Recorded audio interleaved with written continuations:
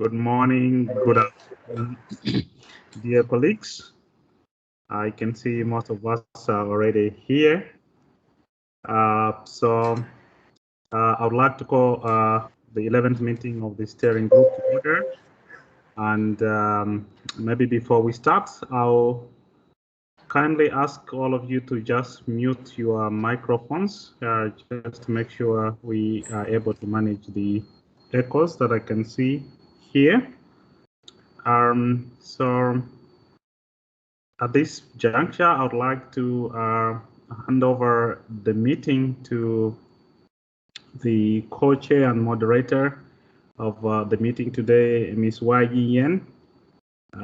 So Ms. Y Yen, you have the floor and start the meeting. Thank you.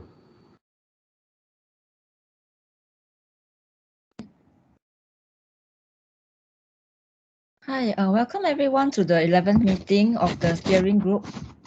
You can hear me all right? Yeah, okay.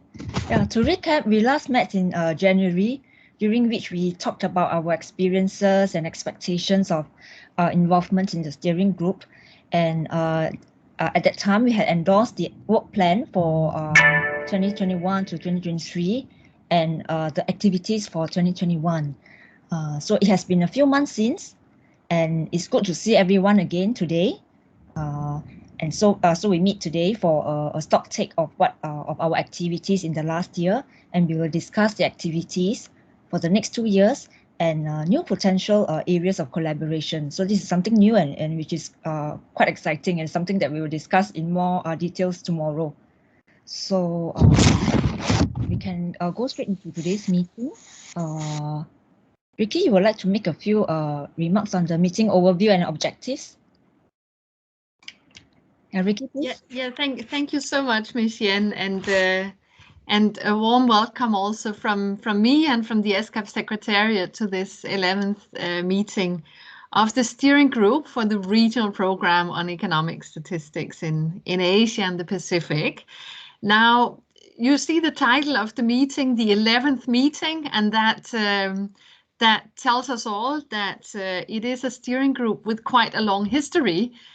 We've been working on a program to improve economic statistics in Asia and the Pacific collectively now during a decade. We first set out to develop and implement this program back in 2010 and pursued some joint objectives for 8-9 years or so, until of course we revisited the program in light of the 2030 Agenda for Sustainable Development, which led to some changes, so that back 2 years back we did adjust the objectives and the ambition level for the program so that it was fully aligned with what the chief statisticians in Asia and the Pacific were saying in terms of what should our priorities be when it comes to statistics, economic statistics for the Sustainable Development Goals. And in that, let's say, adjusted version, we've now been pursuing improving economic statistics for the past 2 years. But those 2 years have also been special in another regard, and that is, of course, the COVID-19 pandemic, which means that we have now been working together fully in virtual modality for almost 2 years. I think we are probably all very eager to be able to meet up in person. Definitely I am, but I think we've also all developed a lot of skills on how to actually engage in front of our respective screens, which is also what we'll be doing today and tomorrow. So it's so good to see so many of you tuning in to the meeting. We do have a history here of an economic statistics steering group with very good representation from across Asia and the Pacific.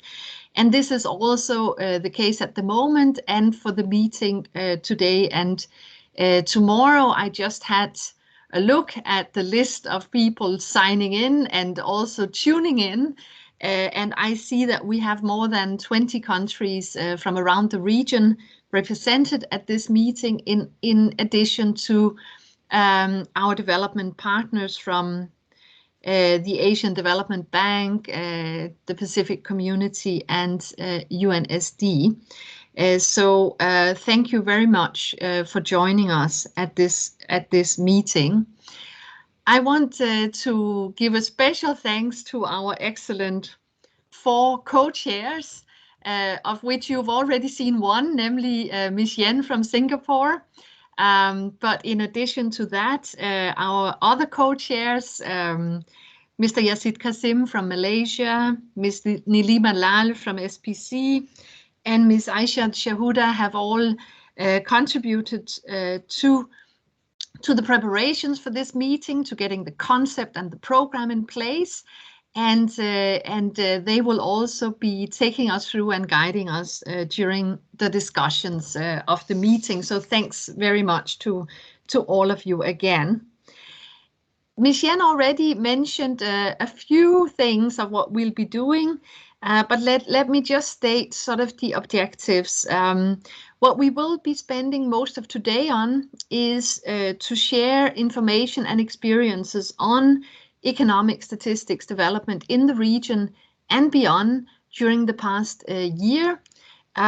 We will be looking at those experiences to get into discussions tomorrow about reviewing, well, how are we doing in terms of implementing our ambitions for economic statistics in the region, and bring those discussions also into agreeing on a work plan for next year. We've put some special highlight on one of the objectives of the regional program, which is to advance integrated statistics. And to help us all reflect on this, we have put aside some special time in the program to do a collective thinking exercise involving a few of the representatives from the social statistics sphere, to together see if there are ways we could start maybe working more closely together to learn from each other, but also advance statistics that cuts across domains. Finally, we will have time also to discuss the participation of this steering group, either as a group or as individuals, to contribute to some of the global ambitions and activities for economic statistics, not least the ongoing revision of the system of national accounts. So this is what we've set out for all of us to get through. We are operating with a relatively short program in terms of timing due to the virtual modality, but I trust that we can all get through this in an effective manner. In addition to our co-chairs, we will be helped throughout by my own team in statistics division. So a big thank you also to my colleagues Alec, Ayo, and Ing, who've been doing all the legwork in preparation for the meeting today. So those were my introduction remarks, and just to make sure we are all warm and that all our microphones are working, what I will do now is to go through the list of participants as it shows up here in my list on MS Teams, for all of you to just briefly introduce yourself, mention your name and where you work. So let me do a brief round of introductions like that. And I will start from the top here and ask Hersi, Malaysia. Could you please introduce yourself? We already know you're from Malaysia, but maybe your name.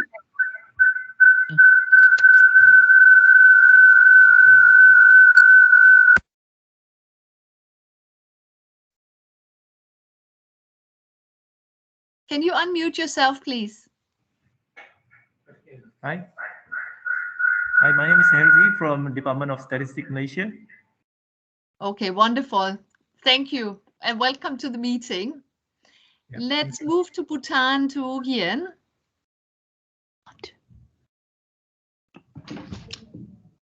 Hello, good morning. Good morning. Can you hear? Yes, we can hear you. Great to see you, Ugyen.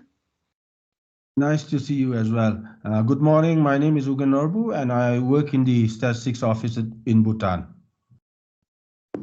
Great to see you. We move on to Department of Statistics, Malaysia.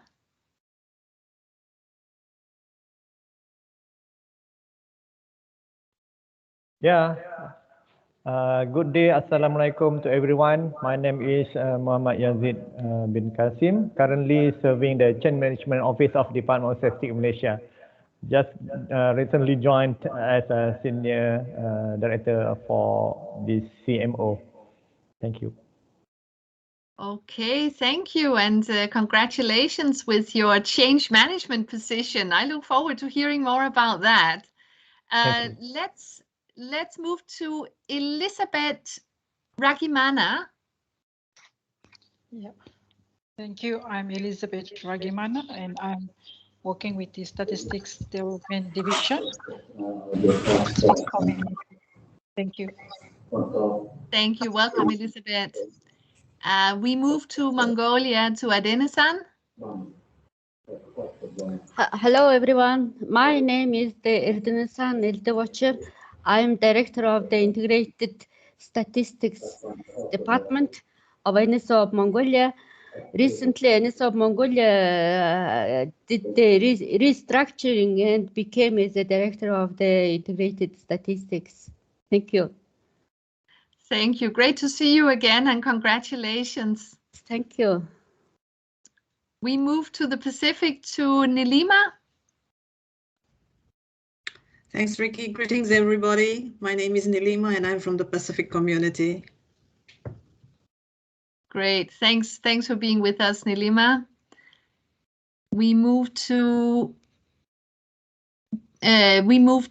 our colleagues in SIOP in Japan. Pinar. Hello, good day, everyone. Punaruchar from Statistical Institute for Asia and the Pacific. It's great to see you again. Likewise, Pinar, welcome. And Miss Yen, I'm going to skip you. And I will move, I'll move to Atik Rehman.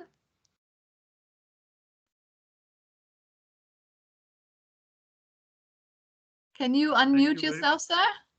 Yeah, thank you very much. I am Atikur Rahman from Pakistan, working as Director National Accounts.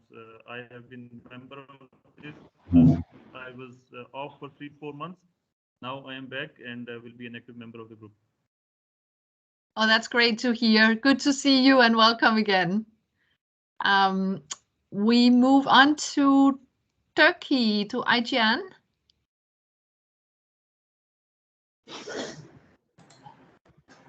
Hello, it's very nice to see you again, all. My name is Aycan Ozek. I'm from the Central Bank of Turkey, ex-steering group member, and I'm the head expert of Monetary and Financial Data Division. Wishing a very nice meeting. Thank you. Thank you, and great to see you, Aycan. And although you may not be a steering group member, you are always a part of the group in spirit. Thank you for tuning in. We move to DCS. I assume we are talking about DCS Sri Lanka. Hello, good morning. Yeah, I am Shamali Karnaratna from Census Department. Our Director General, Mr. Antakumar, also will be joined soon. And the committee member, Mrs. Maheswaran, already joined. She is there in the meeting. And some other officers already joined together with us. And I am ADG in the department and responsible in compiling GDP and other macroeconomic indicators for the country. Thank you and wish you all best, very best for this meeting. Thank you. Thank you so much, Shyamali. It's good to see you, and thanks to you and colleagues for joining. Mr. Farshad Ashraf.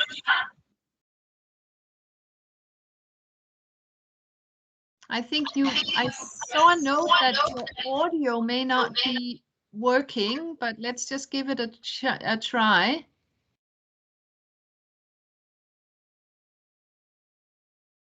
Okay, seems to not be working. We move on to Hamish and to New Zealand there. Hamish, are you there? Hi there. Great to see everyone. I'm Hamish Grant. I'm a National Accounts at Statistics New Zealand. Okay, great to see you again, Hamish, and welcome to the meeting. We move to Ivan Tanyak.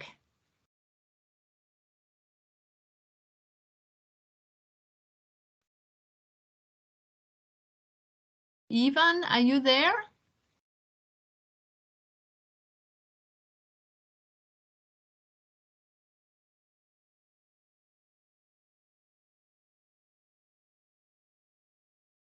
Ivan, we can't hear you.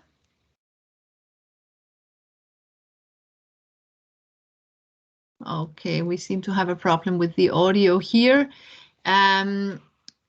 We move to Jayavira, also from Sri Lanka.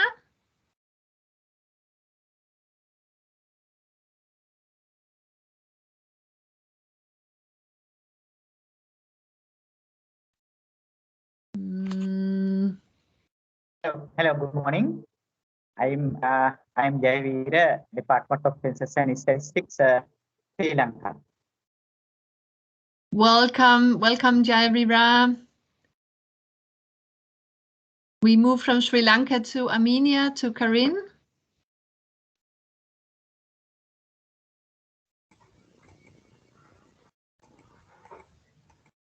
Good morning, everyone. I'm Karine from Armenia. Nice to meet you, everybody. I'm from Statistical Department of Armenia and responsible for demography and population census. I wish successful meeting for all of us. Thank you. Thank you, and thank you so much, Karin, for joining us from the demographic social statistics sphere. Really appreciate that. And I hope you'll find the discussions in this group also of benefit. I see we have a note from Farshad. Farshad, do you want to take the floor?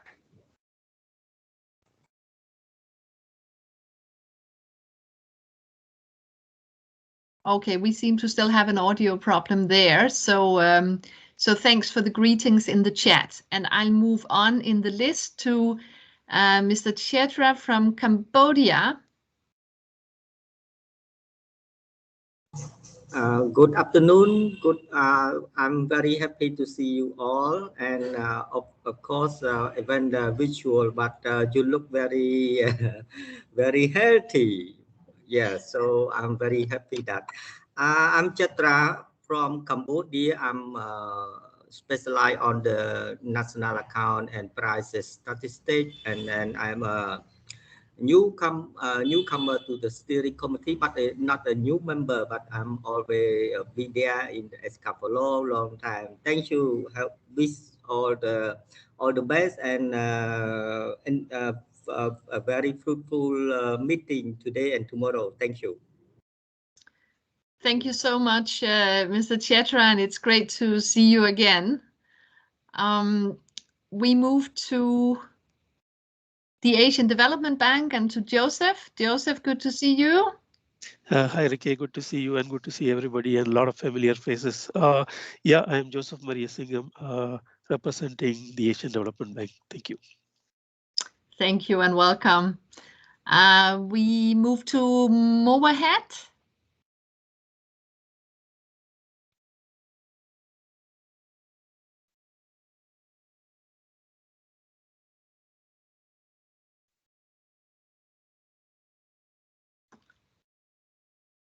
MOA head, are you there?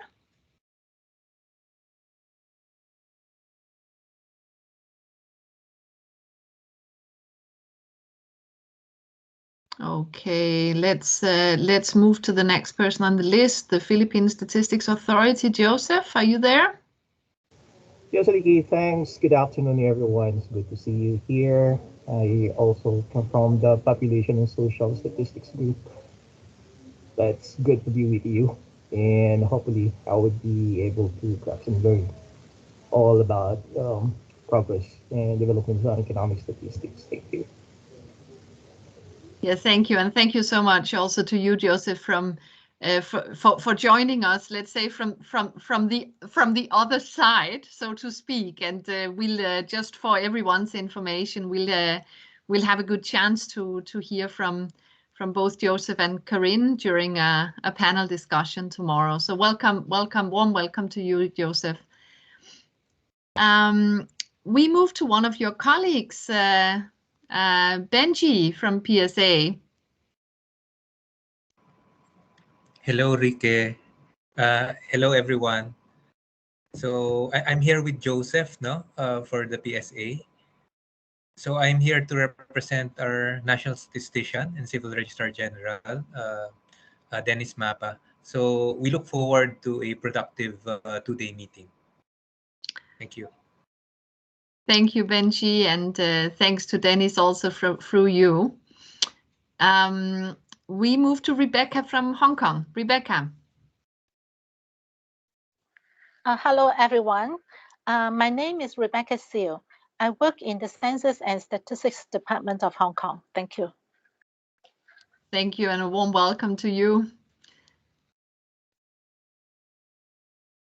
Yes, so let's move to Saji Ahmed.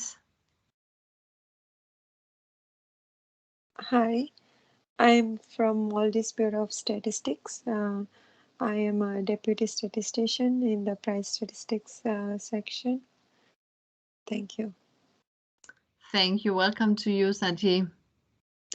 And all the way, well, from one island to another, we move all the way to Samoa SPS.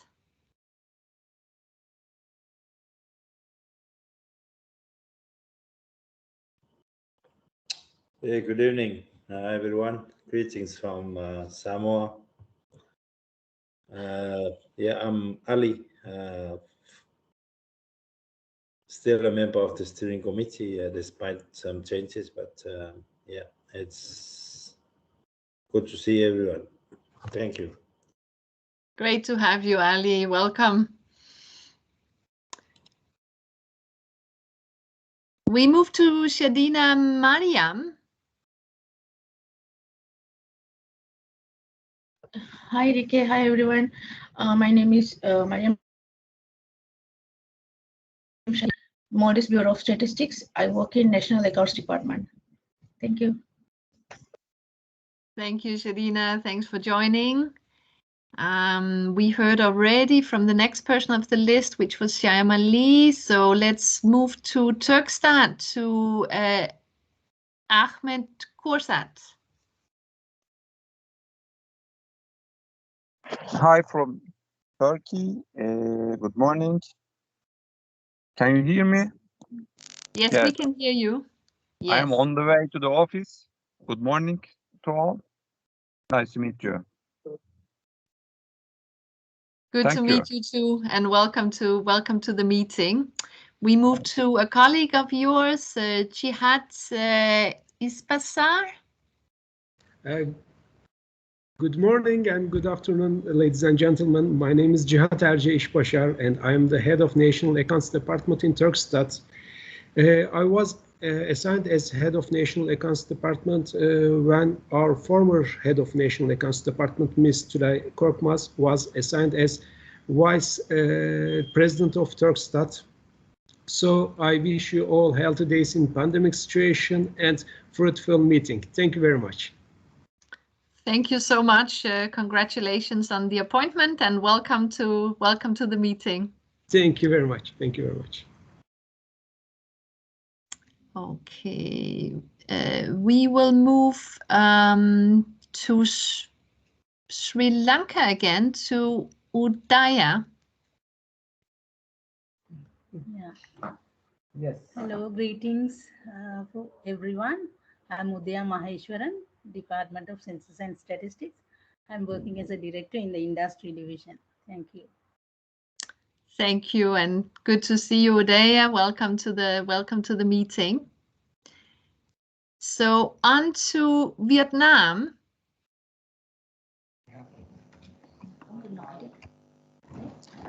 Hello, everyone. Nice to see you all here in this afternoon. My name is Hiếu. I am Director of National Account, and thank you very much. Thank you so much. Thank you so much, Mr. Chen Trong, and welcome to you and colleagues in the same room. I see there are a few of you in the same room. Welcome to all of you to the meeting. We move to the last person on my list, Ziauddin Ahmed.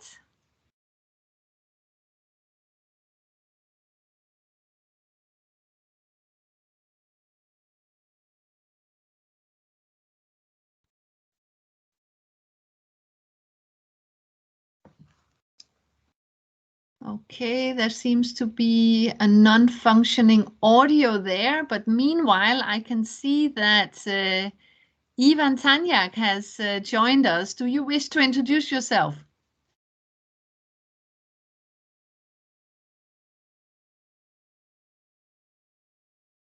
Ivan, do you wish to say a few words? You are on mute.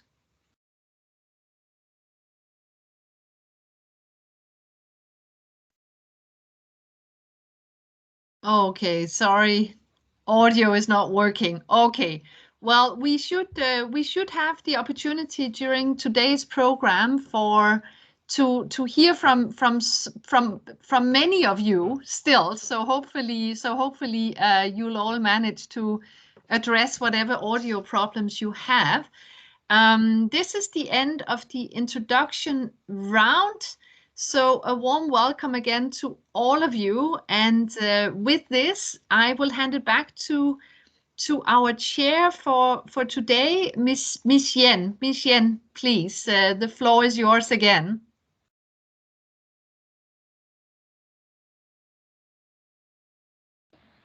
Right. Thank you everyone for the introductions.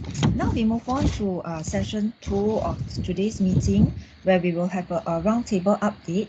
So in this session, each member country will have the chance to update on activities that have been implemented at country and regional level since the last meeting in January. Each member country would have about 3 minutes, so you can highlight achievements, challenges, and upcoming plans related to economic stats. So take note of the time, about 3 minutes per country. I have a list here. I can go down the list. I will indicate the country, then one member can speak up. But if at the end, if I miss out on any countries, feel free to speak up at the end. So we'll go according to the list I have. First is from Afghanistan.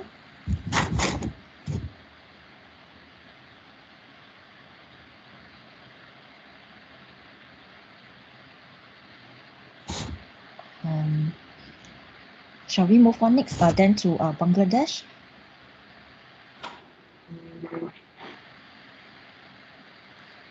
Yes, I'm from Bangladesh, Ziauddin Ahmed. Yeah, are you able to summarize quickly achievements or challenges or new initiatives in your country in the area of economic stats since our last meeting? Yeah. Yeah, a few points on achievements or challenges. Hello. Yes, can you hear us? Yeah. Can you hear me? Yes, yes. Yeah, yeah. We have sent you the with the 3 bullets. Yes. Oh, okay. Hello. Yes, yes. You know, we have already rebased our GDP from 2005-6 to 2015-16. Mm. Mm. Hello. Yes, we can hear. Yes, we can hear. And we have just started quarterly national accounts. Mm. Hello. Yes, yes. Yes. Can hear. Yeah. And we'll start the regional GDP very soon, huh? Okay, Ken. Is that all that you would like to share with us? Yes. But actually, I can't understand what I'm not hearing from you. Hello. Maybe internet problem. Oh, okay. But we could hear you. We have also gotten the three bullet. Okay, I'll tell you later on. Huh? Okay. Okay, sure. We have gotten your bullet points, and I think we will share later. We will flash later.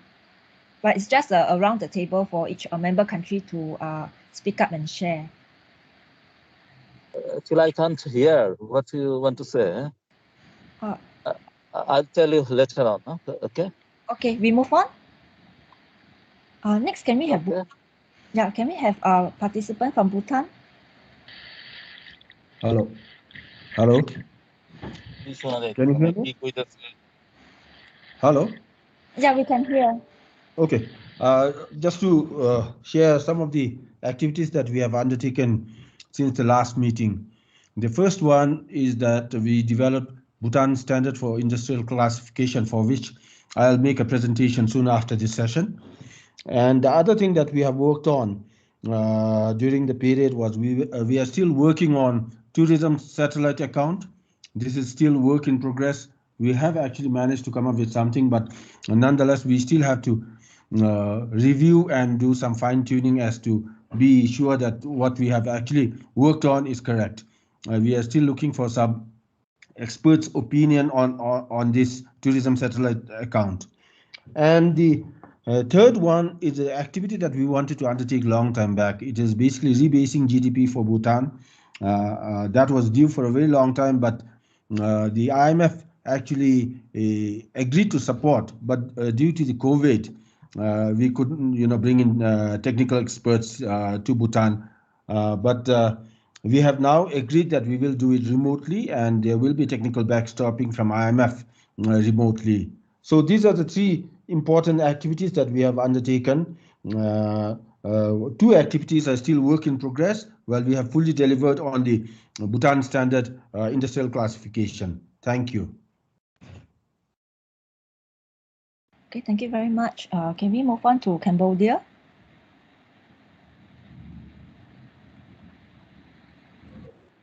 Good afternoon. Once again, I'm Chitra from Cambodia. I would like to update what we have done since last meeting. First, the GDP rebase. We get support from ESCAP and Project N in 2020. And now we already finalized the backcasting and forwarding from 2014, the base year, to 2020. And we backcasting from the base year 2014 to the old base year 2000. So that is good news.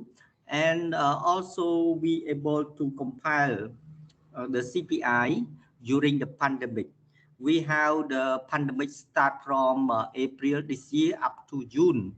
So we get support by technical support from distance, from the IMF, from the Statistical IMF Statistical Division and the Swedish consultant. So we able to compile the CPI during the pandemic. And for another main activity, that is economic census 2022. And this year we able to just start from October this year, be able to finish the listing of the economic census 2022, and so we hopefully we will able to do roll out the operation in March 2022. That is all from Cambodia. Thank you so much. Thank you very much. Can we have China next? Hello, can you hear me? Good afternoon. It's a great honor to attend this meeting. Entrusted by our Deputy Director General, Mr. Herping, I would like to share our work on RPES in 2021.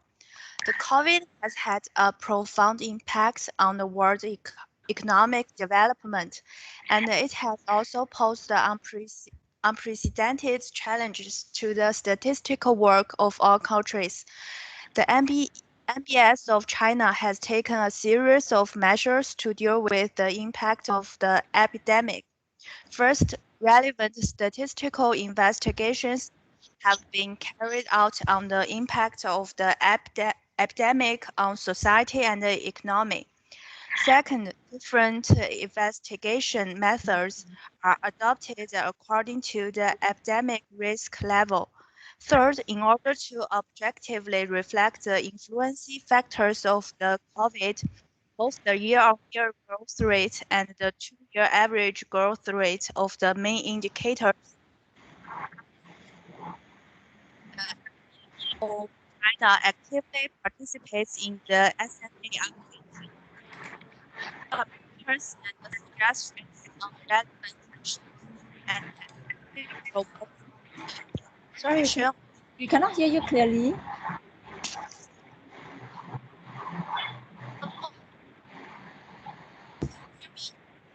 No.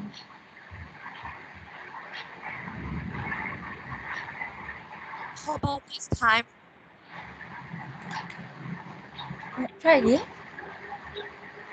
Hello? Yes, can. Okay.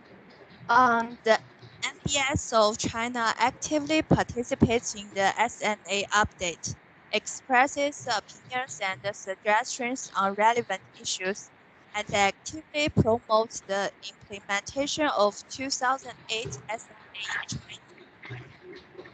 In 2016, our Bureau formulated the Chinese SNA based on 2008 SNA. Relevant concepts such as economic ownership and intellectual property products were introduced. The research and the development expenditure was incorporated into the national economic accounting, and the accounting methods were adjusted accordingly. In order to ensure the integrity of Chinese SNA and further realize the integration with 2008 SNA, the change tables of the balance sheet transaction and others were added to the accounting system. This year, our Bureau complied the national balance sheet for 2018 and 2019. Furthermore, our Bureau has promoted the development of big data. We complied and published application and practice of big data in official statistics. We also formulated and implemented the work program of big data application. In the meantime, we participated in the Sino-German cooperation project, in which big data application as one of the important themes of BRICS cooperation played the role of the United Nations Global Platform China Regional Center, held the second international seminar on big data. The work results exchange meeting on the United Nations Big Data Platform and successfully bid to host the fourth United Nations World Data Forum. At the same time, we have strengthened cooperation with big data companies and actively promoted the statistical application of big data in agriculture, trade, price, population, and other fields. In the next step, we will continue to conscientiously perform our duties as members and actively participate in the work of the group. Thank you. Thank you very much. Can we have Hong Kong next?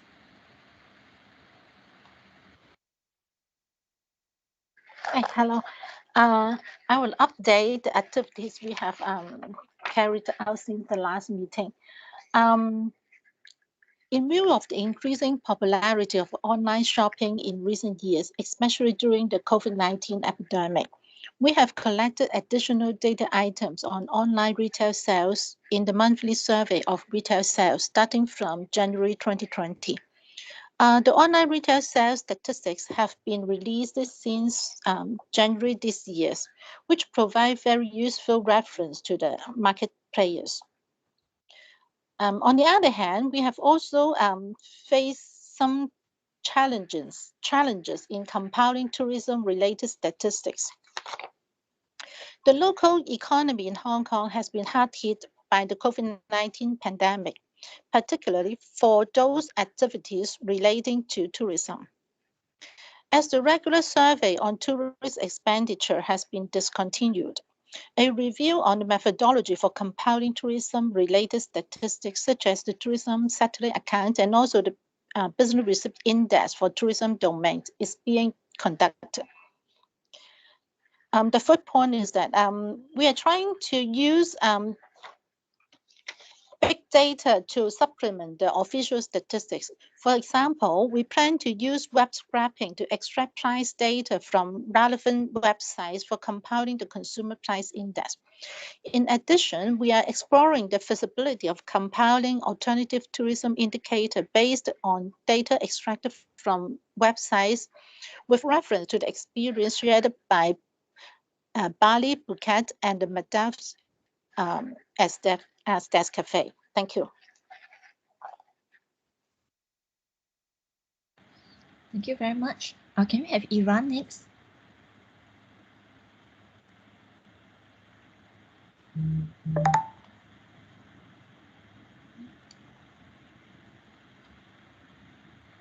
There is some comments put by Ran in the chat box. Yeah. Okay. Okay, I will just read it out. Iran has calculated GDP for provinces for 2011 to 2019 using CPI and PPI and also I think developed a quantity index for GDP, and they will start to calculate GDP for cities in their provinces for the period 2011 to 2019. Okay, we'll move on to Malaysia next. Thank you very much, everybody. Thank you, Chair. Yazid here. So basically, in terms of experience or progress from Malaysia, we can say that this pandemic really brings new challenges to us.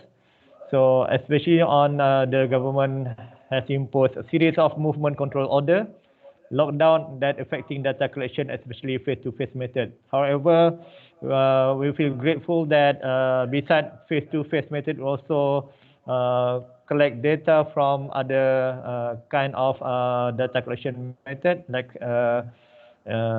online surveys and also using the administrative data.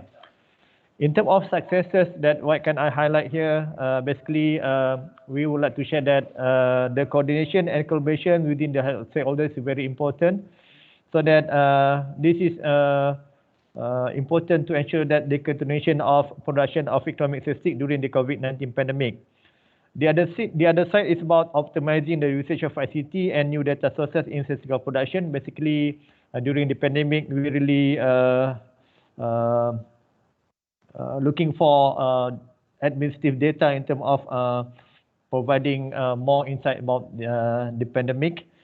And then we also collecting and producing more social and economic statistics to gauge the impact of COVID-19 in Malaysia. Especially, we already initiated a special survey about the impact of COVID into economic and social activities. And also, we also producing more timely and frequent data, especially for the special survey. The other one about the pandemic in terms of success story about the initiative that being taken by Malaysia. We disseminate and communicating official statistics via portals, social media, and greater access to online forum. We are participating in quite a number of webinars and video conference. And for the plan for the future, basically, the government emphasized about the strengthening the national statistical system and empower the national statistical office. So currently, we undergo the strengthening national system program. So this 5 years program is clear to ensure that the country has a very strong and robust national statistical system. So another thing about aligning the statistical production with recent national development plans. So basically 2021 to 2012 is a very important period for us. Basically, the government already outlined some focus area, and will be conducting economic census in 2023 with the reference period for 2022, and also advocating and exploring new data sources. And as our responsibility to the international community, we will be participating in global consultation such as UNSD updating of 2008 SNA and BPM6. And also we also continuously improving the comparison and reporting of SDGs indicators.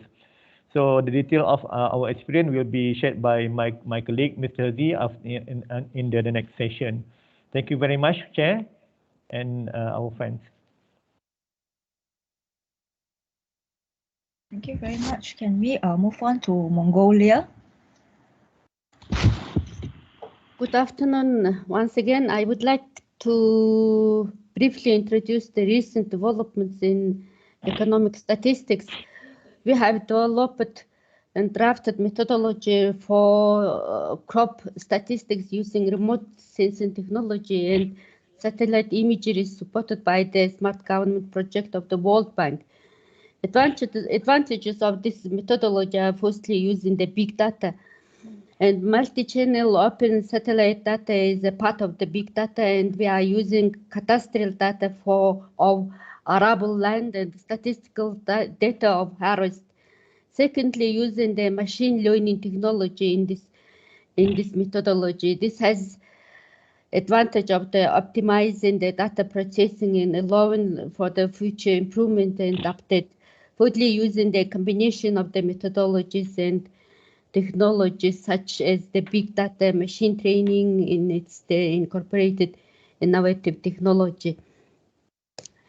As a result of this research, we identified key crop areas such as the wheat, rapeseed, and potatoes. Result accuracy was the 77%, and kappa coefficient was the 63%. Based on the research process and the results, it is concluded that the research area needs to be expanded and the initial data needs to be increased and calculation need to be reproduced and validated in order to improve the methodological models and results. Then we changed the base year of the GDP, and this is change of the base year was changed from 2010 to 2015. They reflected the results from the base year survey and some methodological and classification changes, like the base year surveys, livestock yield, producer price surveys, cost and expenditure surveys, artisanal mining surveys, ICP survey results, and updated methodology. The export imports of the goods services estimated by VPM6. Also, the FISIM estimation improved, calculated according to the SNA 8 recommendation. There was also some classification changes. We revised the ISIC and CPC classifications and made movement between sectors in few products. And then the main, I just want to mention that is the revised GDP at the current prices from 2015 to 2020 are changed by minus 1.1% to 1.5%, slightly small changes was the previously announced GDP, and new one, it's little different. For the future activities, we are also focusing on rebasing of the CPI from 2015 to 2020. Also, the renewing the housing price index from the fixed basis to the hedonic index estimations. Also, we are preparing to conduct agricultural census. Next year, we are preparing to. We will conduct agricultural census. Also, this year in November, from 22nd to 25th, we will organize Asia Pacific Commission on Agricultural Statistics 28th session. We will organize this meeting. Also, NSO Mongolia focusing on the big data forums with the parliament. We are organizing the serial of the big data forums in Mongolia, and first forum will be in 4th November. Start with the social statistics, then followed by economic statistics, and so on. Or just we started conducting establishment census from 1st of the November of this year, and this establishment census questionnaire, not only the establishments enterprises, also we included the self-employed persons also included in this census, and we have the 5 different questionnaire forms. For the we are planning to continue to improve the methodology in use of the satellite images. It seems to be need to be improved because of the sample size was very little, and we will continue to work on it. And also, we want to continue to develop or increase the estimations of the SDG-related indicators. The NSO of Mongolia also,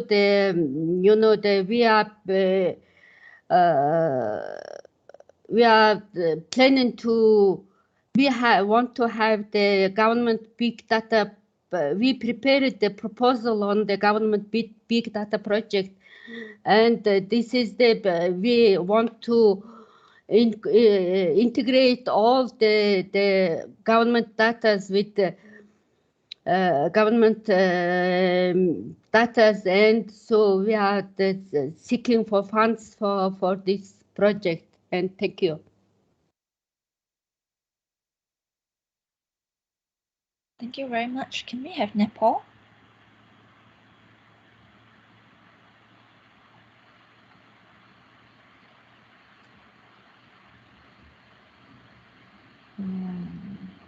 Okay, if not, then we'll move on. Can we have Nilima, would you like to share on the Pacific?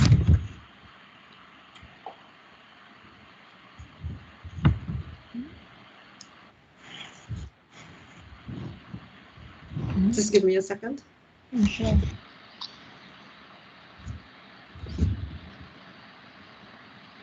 So do you want me to do the update for the countries or also for the Pacific community? Do you want me to do both?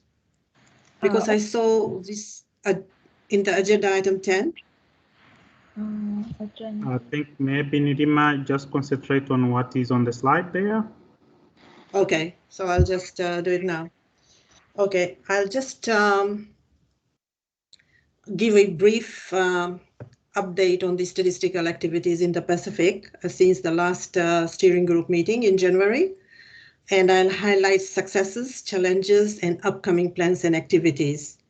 So I'll first of all talk about the Pacific Island countries and then the Pacific community. So what we did was we talked to the Pacific Island countries, and some of them responded. And one thing that was coming very strongly from them with respect to successes was that many SPC member Pacific Island countries and territories are making greater use of administrative data for compiling statistics.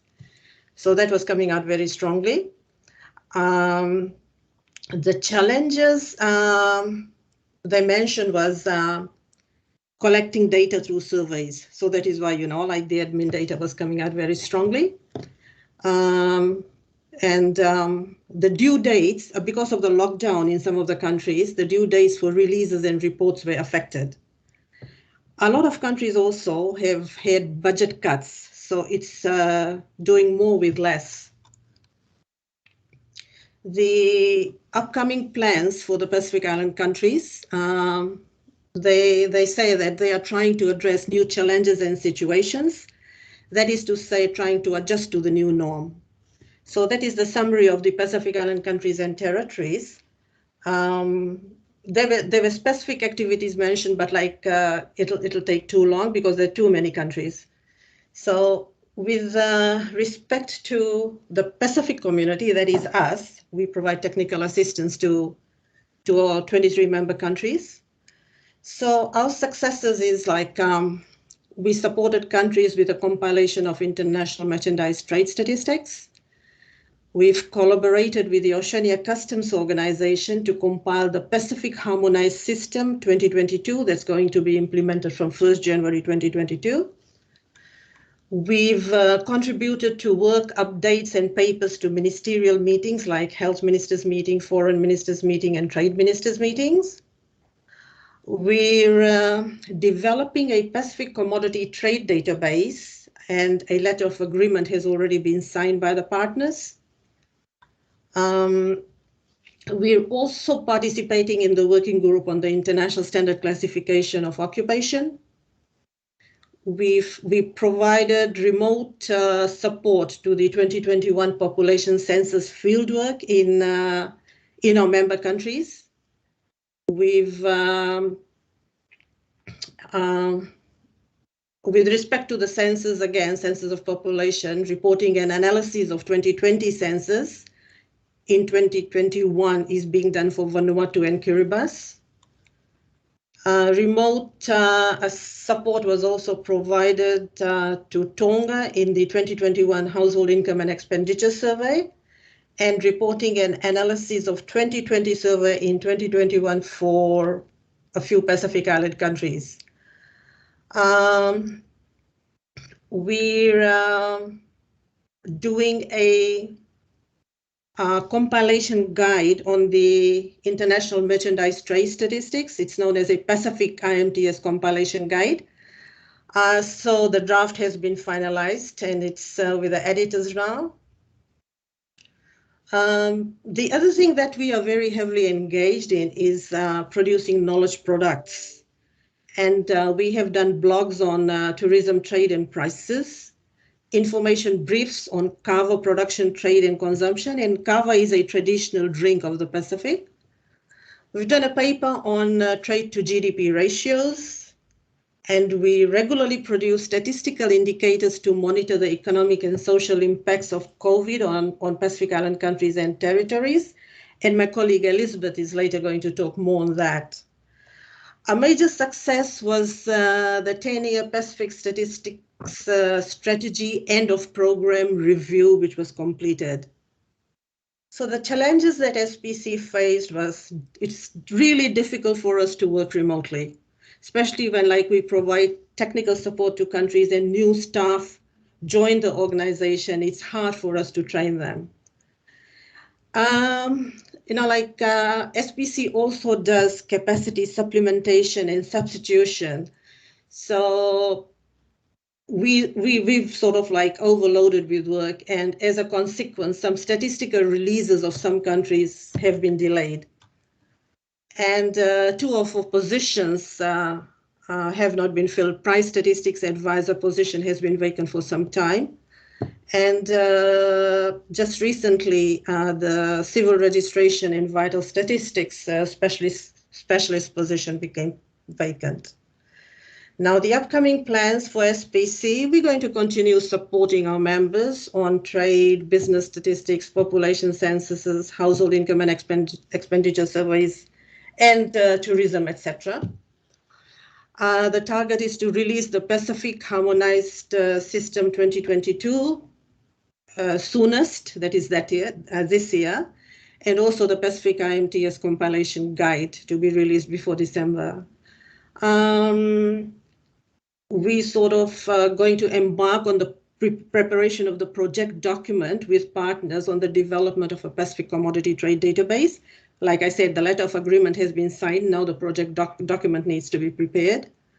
We're going to continue working on knowledge products, and we're about to recruit a gender and human rights statistician and a capacity development specialist. There are a lot of new staff that have joined our the National Statistics Organization of our member countries. So they need to be, they need to go through a training process. Last is the development of the new 10-year Pacific Statistics Strategy, which we are really looking forward to. Thank you.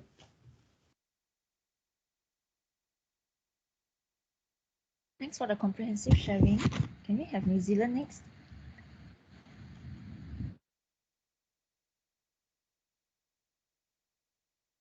Sure. So yeah, it's been a bit of a challenging time. I think really good to hear what other countries have been up to, and still lots of things happening, which was really great to see. So a couple of points from New Zealand's perspective. I guess we've still continued to deliver some advice and capacity building through to the Pacific Island countries through a program run out of Statistics New Zealand, including collaborating with Australian Bureau of Statistics, SBC and IMF as some examples, and in particular around some of the COVID-19 rapid assessment surveys, some CPI reviews and some of the trade statistics was mentioned as well by SBC. I guess in a wider sense, continuing to kind of share experiences, whether that be through the the UN ESCAP Cafe series and presentations. Digital economy one's the one that I was closest to, but there've been a number there. Also, engaging on particular issues directly with countries that where things are coming up. And one other thing we didn't have in there but should have, the system of national accounts and balance of payments annual international standard updates, continuing to kind of engage with that process and provide input. For New Zealand specifically, I think trying to ensure that our economic statistics maintain their quality and reflect what's actually happening in the real world through the large economic impacts that are happening, I guess, in pretty much every country from COVID. That's a very big challenge for us and is going to be an ongoing challenge. There's a number of things that we're looking to try and improve our methodology and data sources going forward. At the same time, we, in some ways, unfortunately, we're at the end of a very big project to expand our quarterly national accounts, where we're producing mostly just GDP measures to the full set of national accounts, which is a very big step for us. So they're currently still experimental, and there'll be some ongoing work there. Thank you.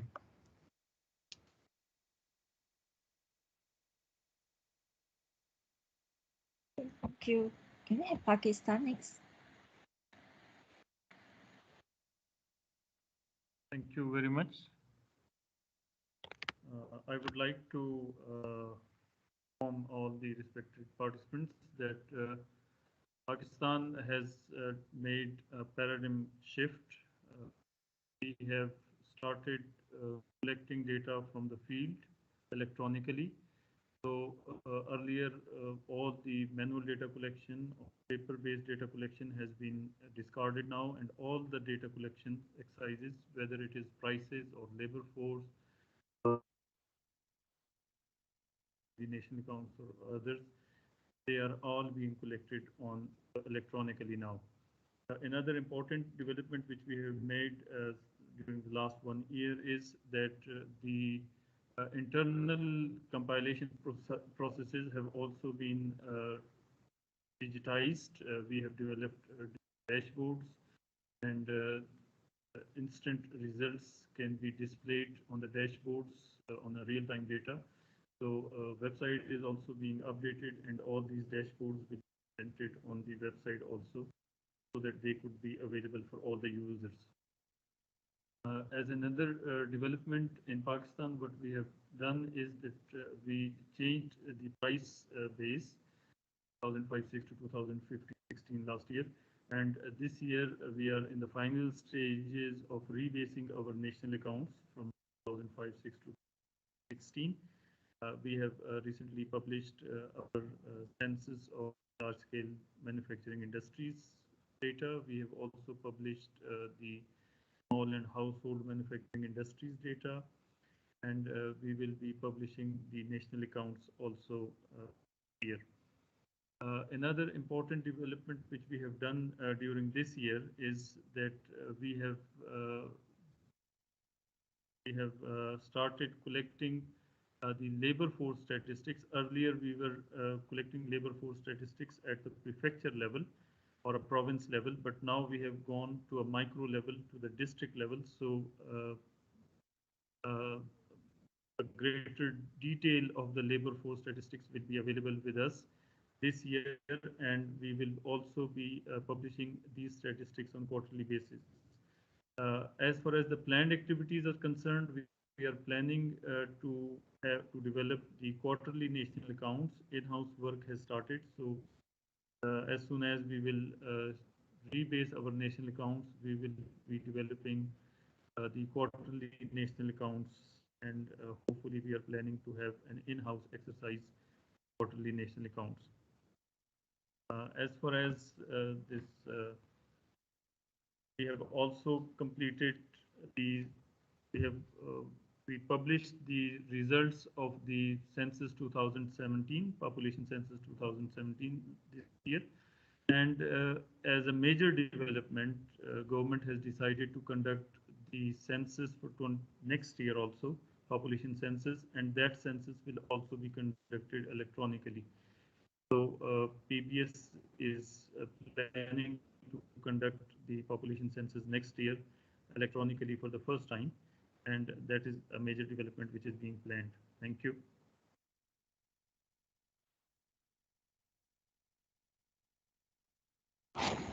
Thank you very much. Can we have Philippines next?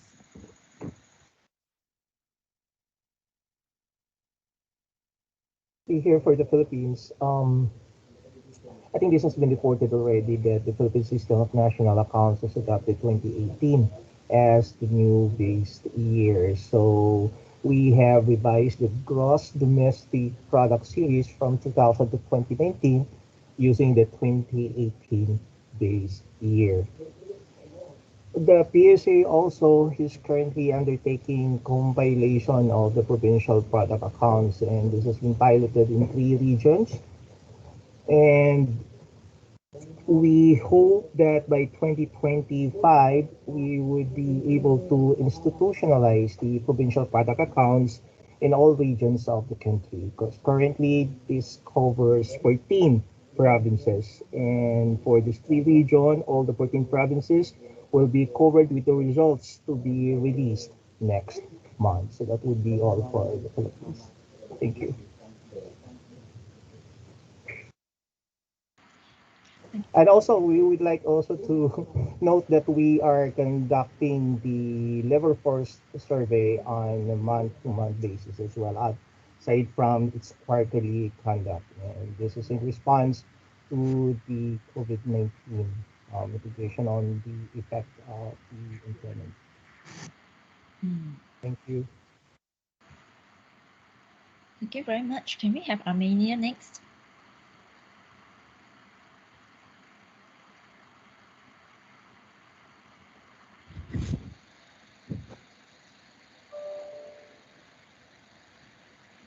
Amelia, please.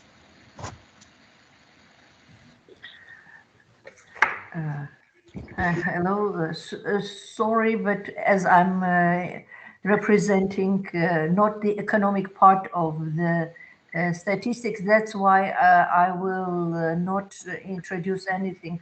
Sorry, thank you. Okay, we understand. We move on to Sri Lanka.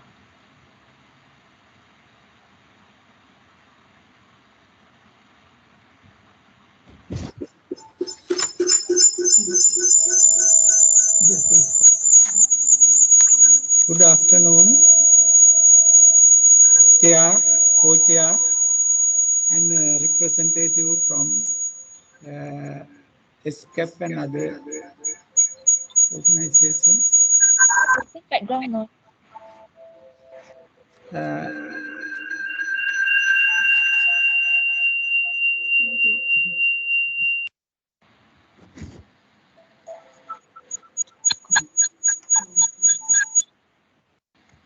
Please remember to mute your microphones. Hello. I explained some our GDP compiling annually, quarterly, while capturing economic activity differently undergone in the country, and we are doing the rebasing for the GDP for the base years 2010 to 2015, capturing new and emerging economic activities. The RPES result will be released in the first quarter of year 2022. Improve and change the base year of PPI and other price indices compiled by the DCS to 2016. Improve and change the base year for the IIP also, and provide more comments for the process of updating SNA 2008. Conduct special surveys and some studies especially focus on the above activities.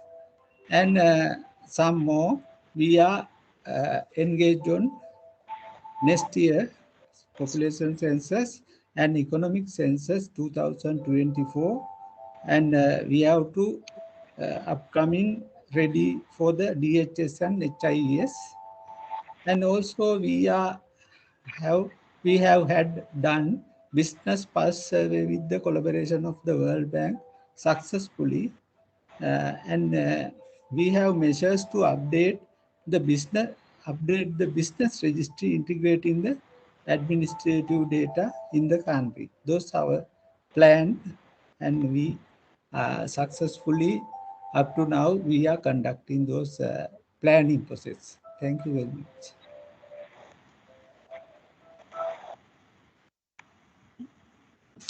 For the sharing, can we have Turkey?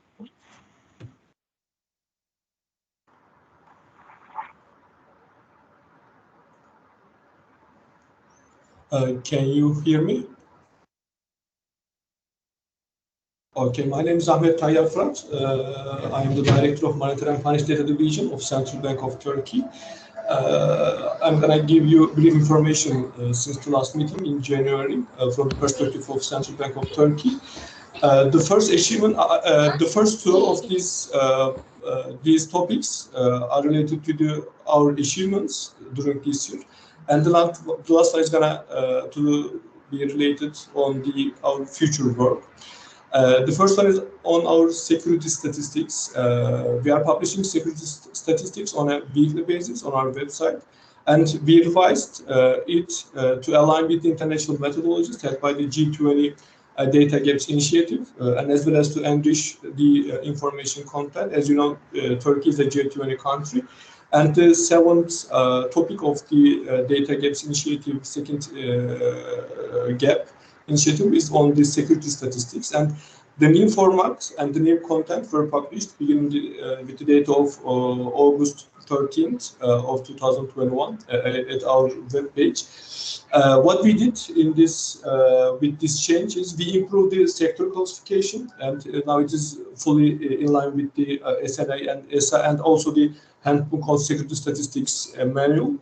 And the next one is we improve the definition of the ownership. As you know, the handbook, the international methodology says that the security statistics should be published according to the economic ownership, not the legal ownership. And we now we pass through to the economic ownership in our security statistics. And also we improved our calculation methods on the, especially for the when we calculate the net transaction. And also we improve the presentation and our information content.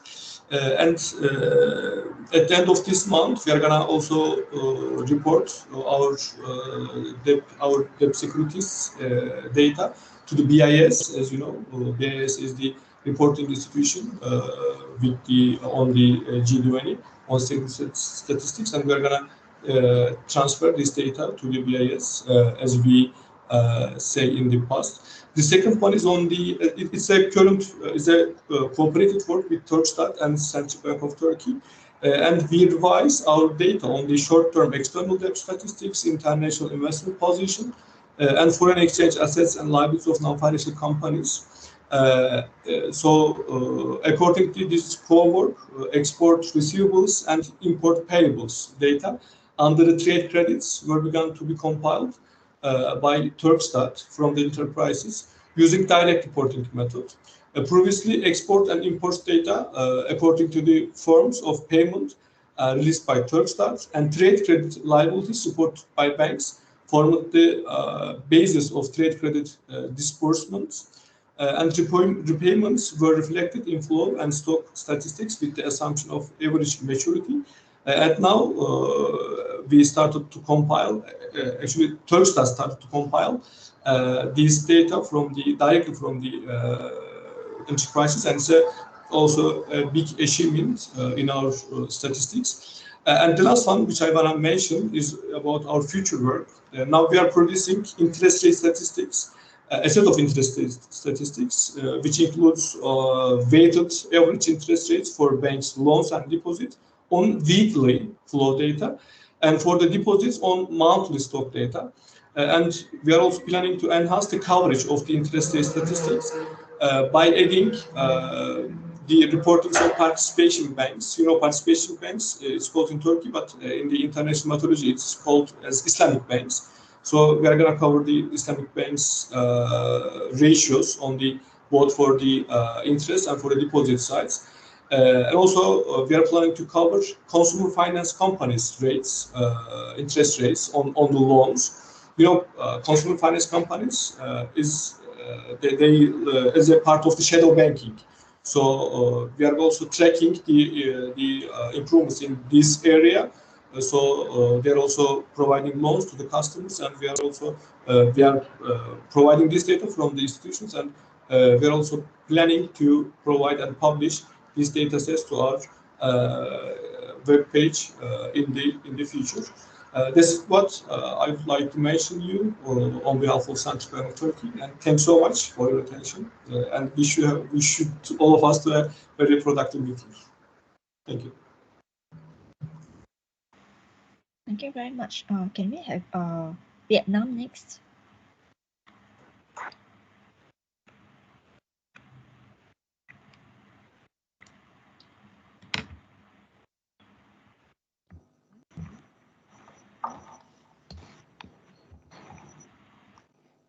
My distinguished guests, dear my colleagues, at request of organizer, we update activities that have been implemented in Vietnam since 10th meeting in January 2021, in which we highlight success, challenges, and upcoming plans related to economic statistics. About the success in 2021, we have success in conduct the COVID-19 survey integrated into monthly and quarterly survey on the economic field, thus demonstrating the timely response of the zeros in the context of pandemic, which are highly evaluated by management agency, business, and data user.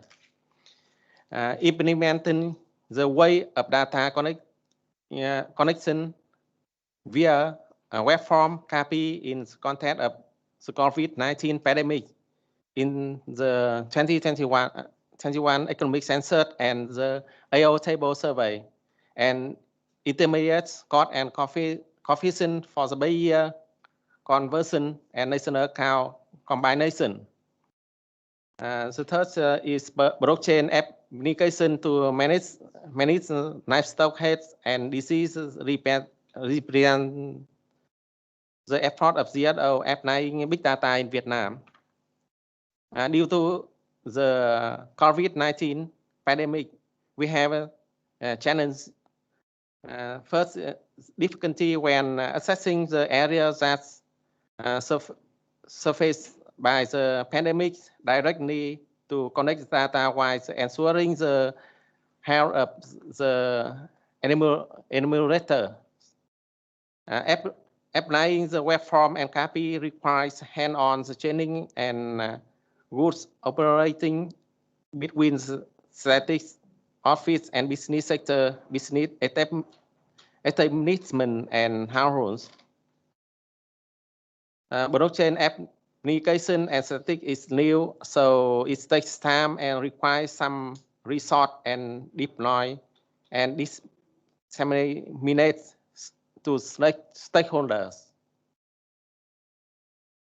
Upcoming plan and activity, we will continue study and enhance the implementation of combining direct and indirect form of data connection in the new situation of living with the COVID-19 pandemic.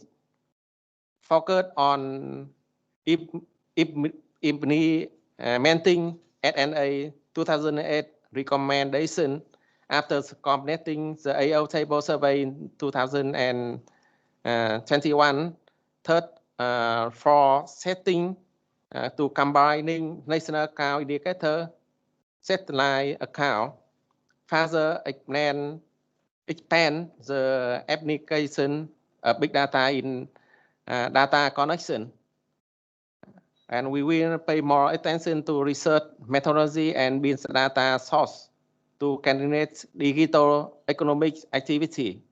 Well, that's it from me. Thank you for your attention. Thank you very much. Earlier, I have missed out the updating sharing by Turkish Statistical Institute. Would you like to provide some comments? Yes, we would like to make some comments, and we would like to express works done in Turkstat in the last year and share our experiences and challenges, because it's very different here and we had many things to do. So I think it's very fruitful if we share our challenges and experiences. First of all, in Turkey, we have official statistics program, which covers all official statistics and the institutions which produce these statistics. This program covers for 5 years, and 2022 is the 4th version of this program. So, as Turkstat, we make many meetings with our colleagues from other institutions which both produce or provide the data for the statistics, and these meetings was very fruitful, and we are still working on this statistical program for the next year.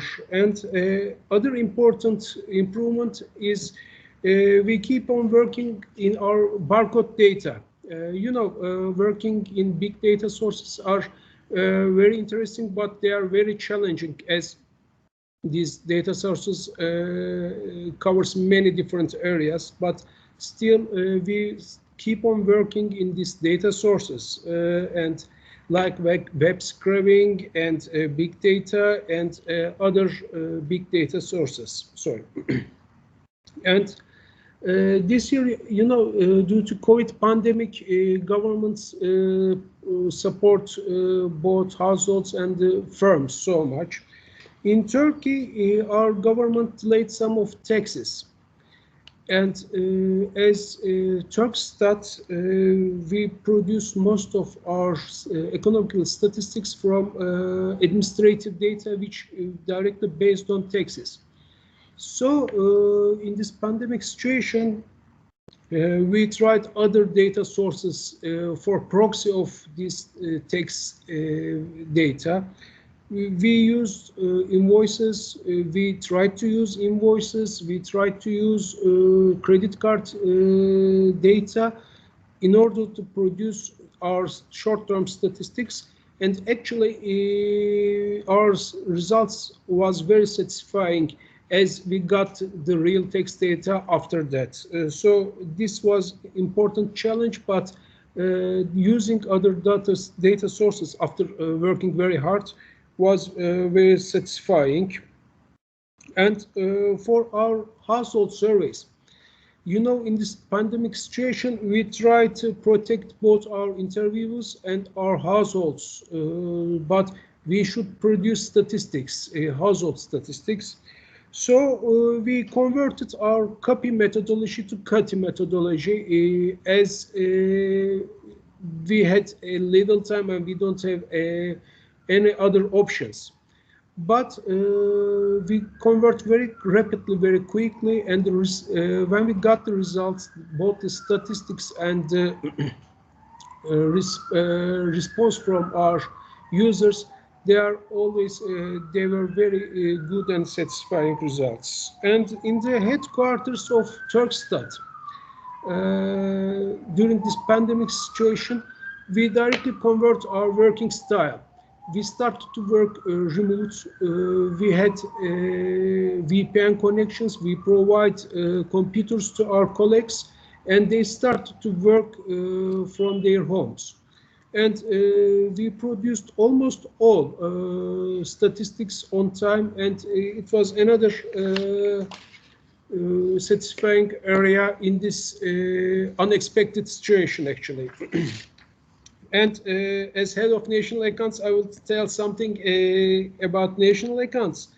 As we didn't have a household budget survey in 2020, we provide weights to our consumer price index from national accounts. We worked very hard on that, and we keep on working in monthly GDP and flash estimate of GDP, and we produce it in service, not to public. We produce and published our annual institutional sector accounts for 2019 and 2020. It's also important for us. We improved timeliness in government accounts, and we produce GDP by provinces for A10 level this year, both for current and chain-linked indices. And we use microdata this time, and we convert to microdata, and it's very important success for us, I think. We had some challenges while producing statistics, but when we convert to other data sources and we tried it, we succeed. Thank you very much.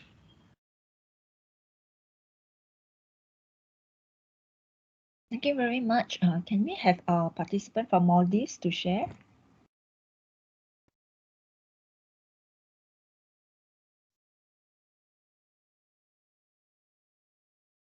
Yes.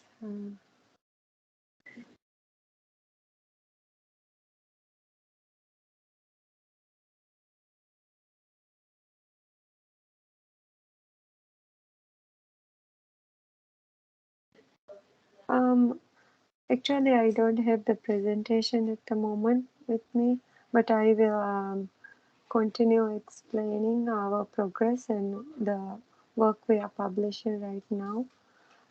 Currently, we are publishing consumer price index, and we are rebased in 2019, but we are planning to rebase it again in January next year, because we have a highest data. Household income and expenditure survey has been undertaken in 2019. So with the new data, we would like to rebase it next year. And the next work we are undertaking now is the producer price index. Already we have published the education sector, and information and communication will be publishing in this month end. And the water supply, sewerage and waste management we are planning to publish in January.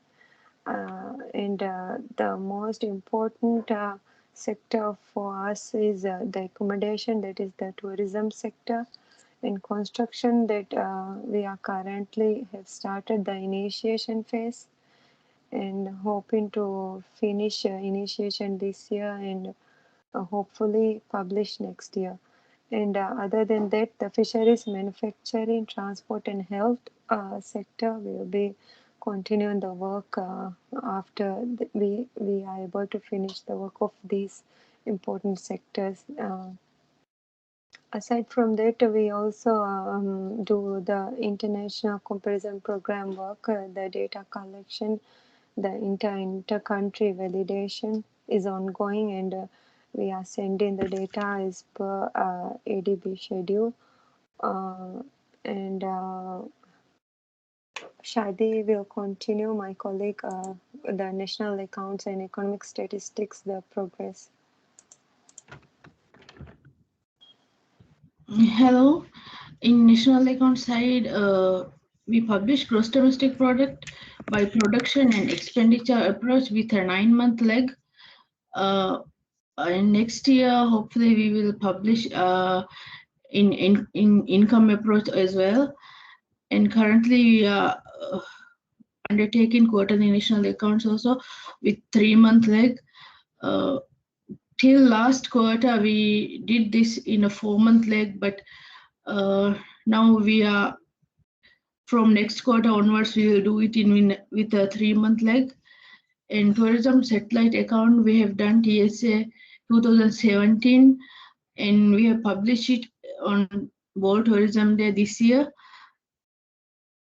Besides that, we are doing quarterly wage index, quarterly resort price index, and quarterly unit value index. This index we didn't publish, but we use this for internal purpose.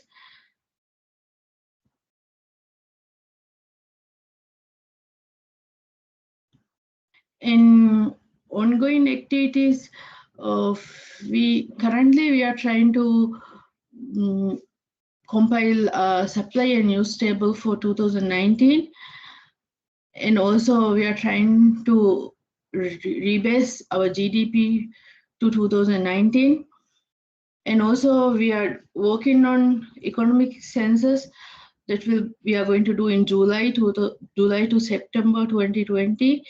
And in economic census, we are trying to collect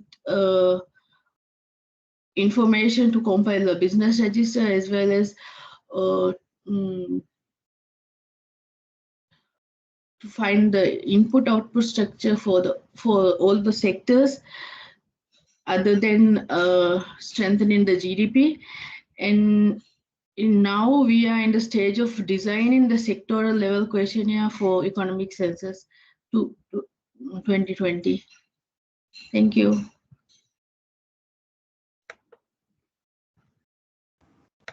Very much. Are there other participants who would like to provide some comments?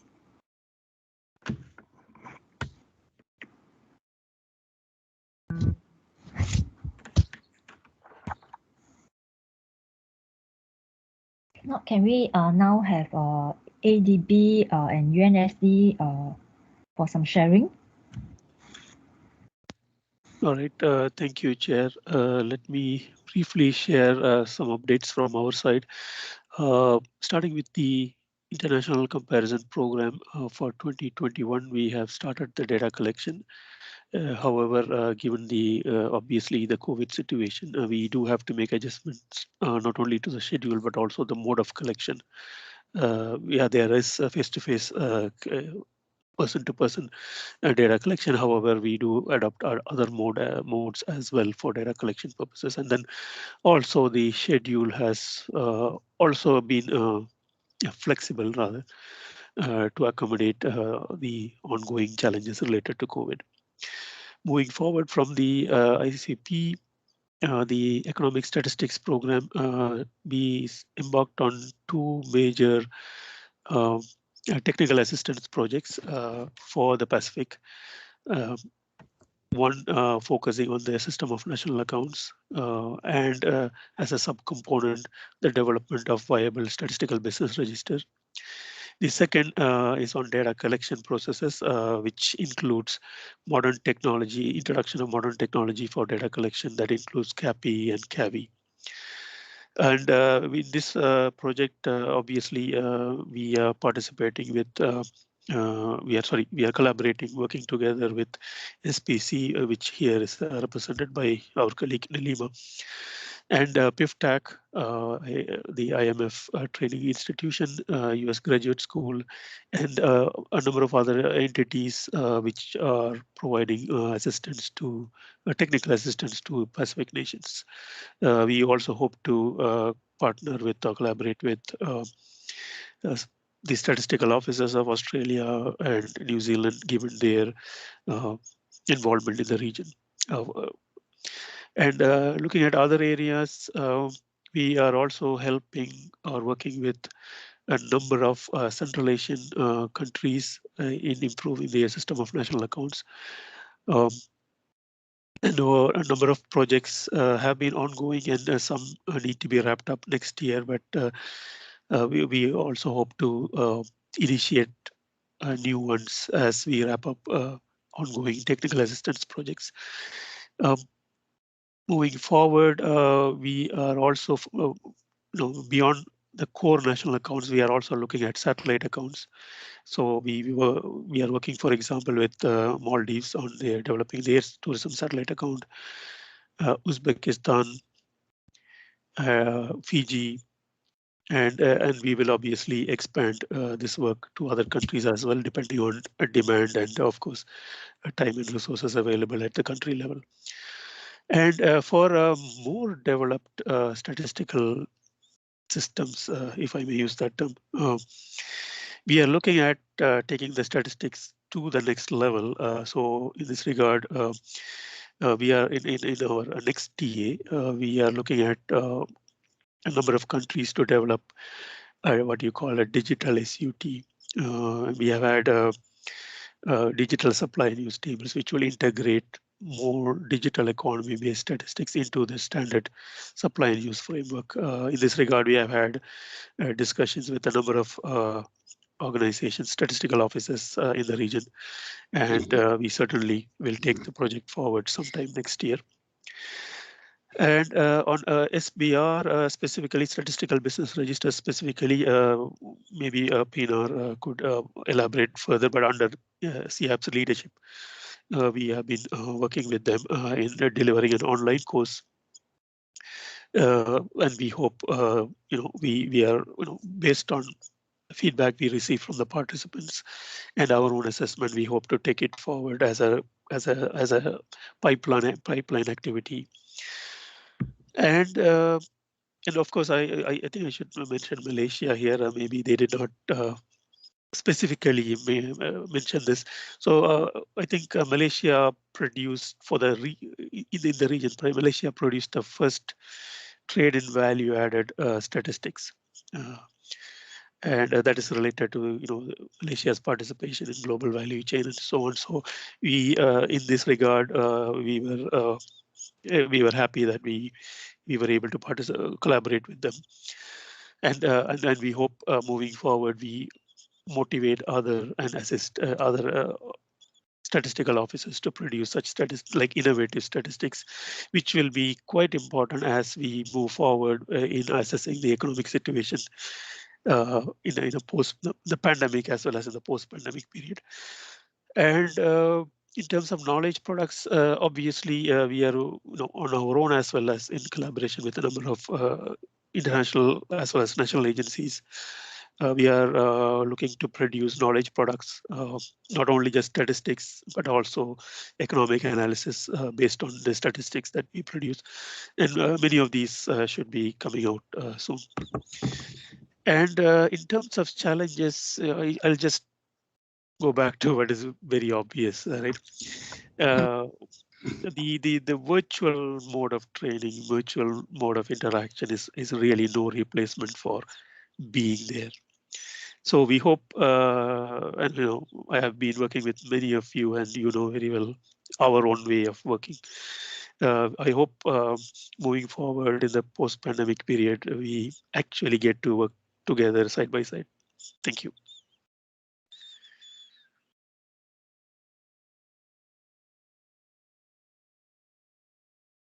Thank you. Any comments from UNSD?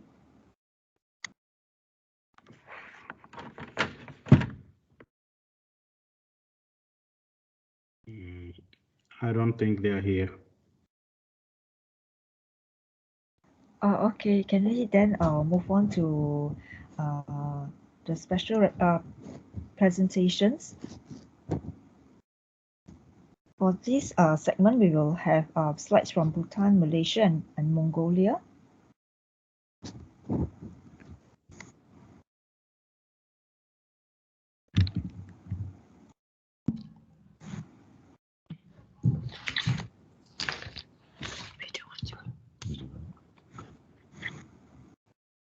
Presentation bitti.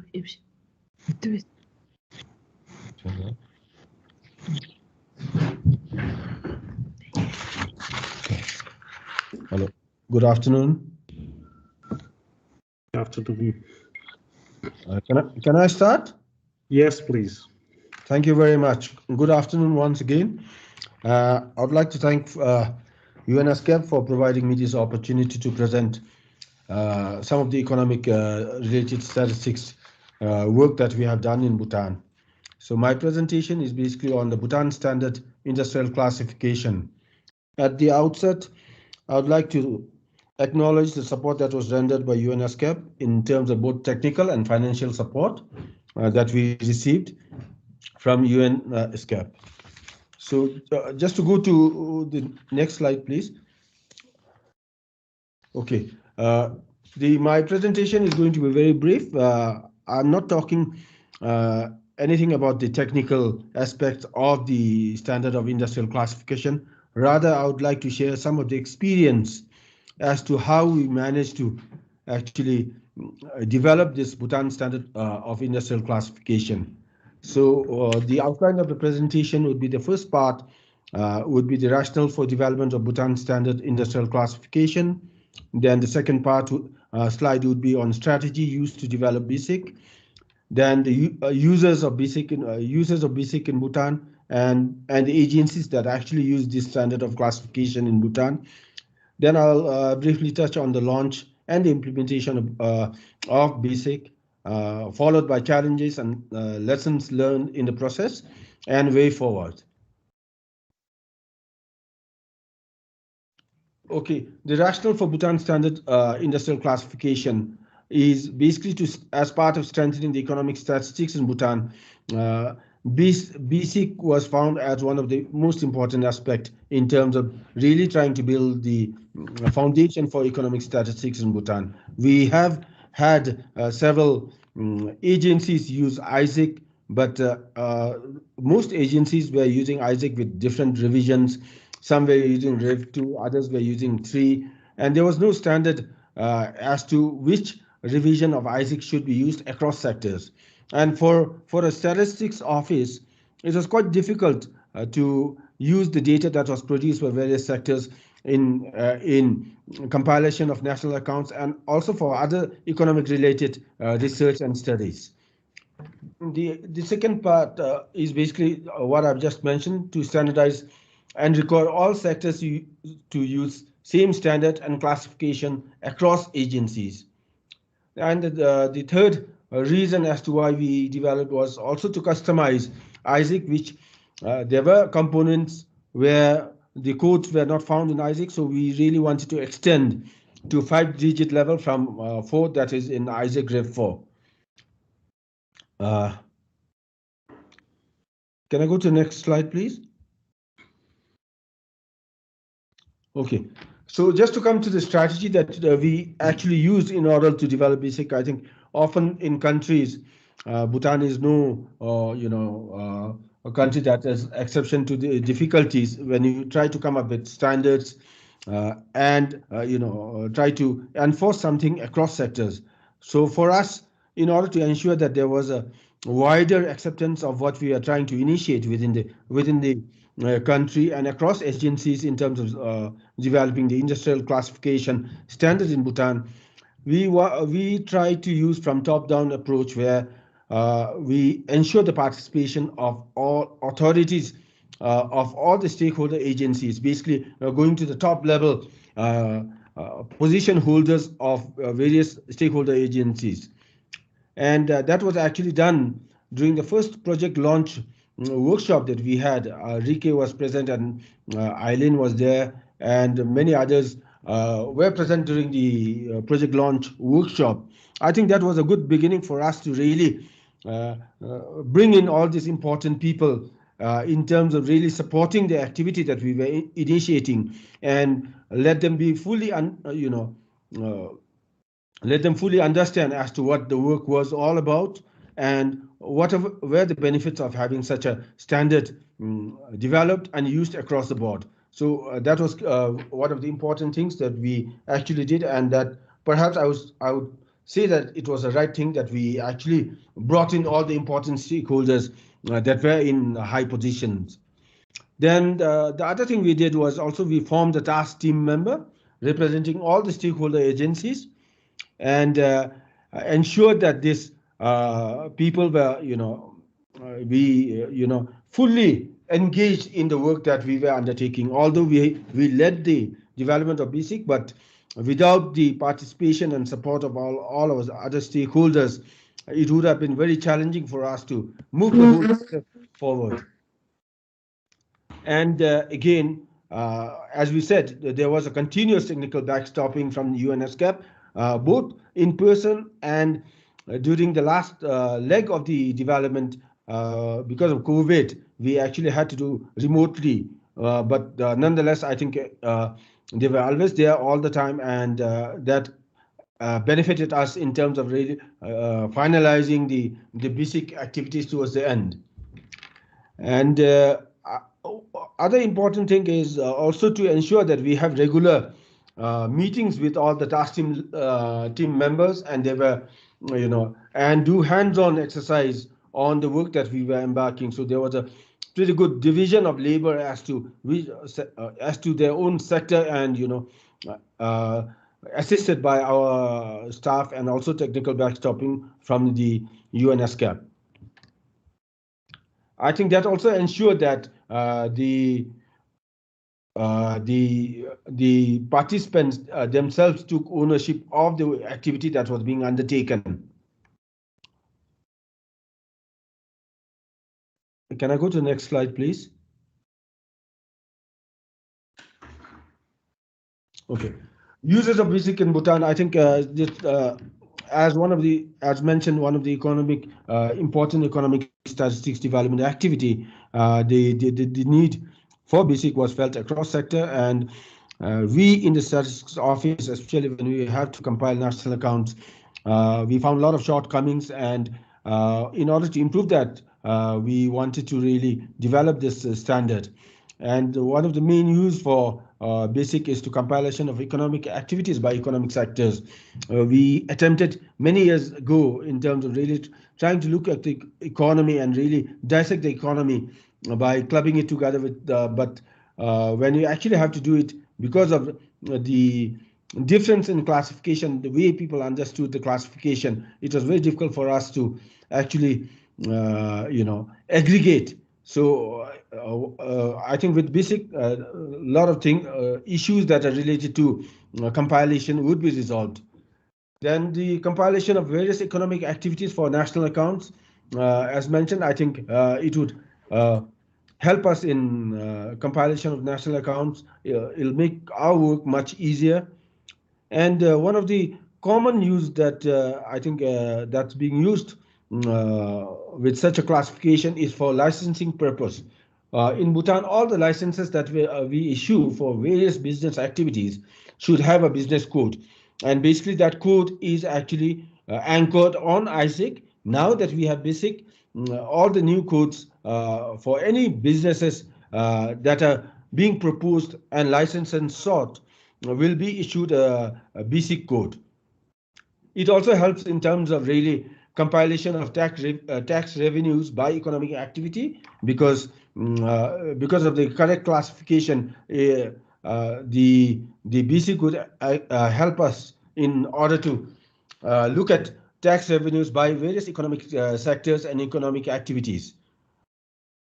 And it's also used for labor force survey, where we actually use the classification in terms of categorizing labor across different industries in the economy.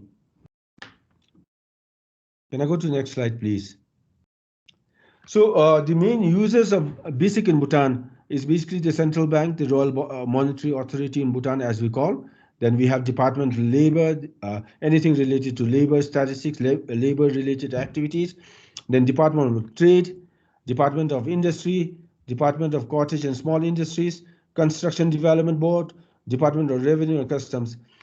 There are many others, but amongst many others, these are the key agencies that actually use industrial classification for on a day-to-day basis. Can I go to the next slide, please? Okay, finally, basic launch and implementation.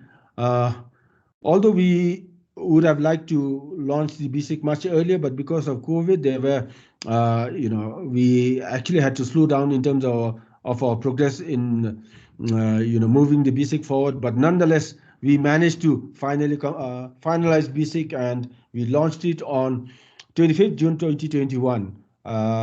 It was launched by the Secretary, Ministry of Economic Affairs. So at least to ensure that all the sectors within the Ministry of Economic Affairs are, adopting the new BASIC in terms of issuing their licenses. So we ensured that the right person with the right position was actually brought in to launch the BASIC. Then the licensing agencies of business, in terms of implementation, what we have done is the sectors that actually issue license, they were both looking at the past old licenses issued and updating using the removing the old ISIC, but now providing the new BC codes for whatever equivalent codes that we have mapped with ISIC Rev 4. And should there be an extension of 5-digit, then 5-digit codes were issued in the new business licenses. Not every activity had a 5-digit code, but there are some activities, economic activities that had 5-digit codes based on the local context. So that update is happening, and for all new business activities, new codes are issued based on BASIC. Can I go to the next slide, please? So challenges and addressed and lessons learned. So one of the important activity when you initiate a new activity or something that cuts across board, it's important that we really garner support right from the beginning, because often when we actually do it ourselves and then provide a standard to be implemented, it becomes very difficult for the sectors, and they normally resist any kind of change because they are within their own comfort zone. So one of the lessons that we learned was we really have to garner support right from the beginning when we embark on a new initiative. Here too, I refer to BASIC. When we started the project, we actually brought in all the relevant people right from the launch of the project. Then the other thing is we really have to sustain the momentum so that people are interested in the activity, and we continuously provide them support in whatever ways possible.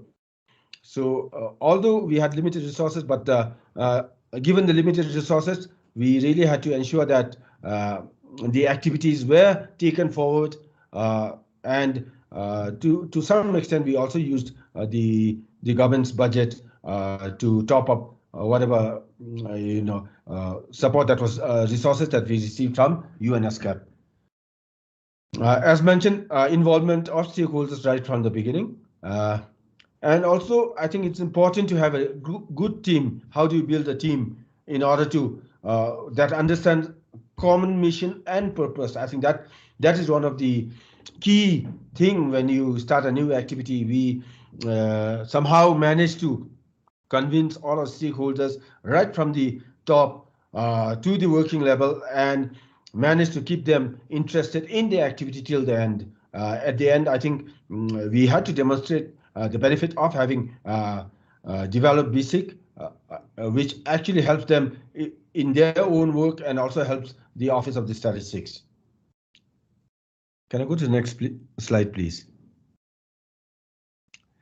Finally, I think to come to the last slide is to really work on how to integrate BSIC with Statistical Business Register. That is something that's in our mind.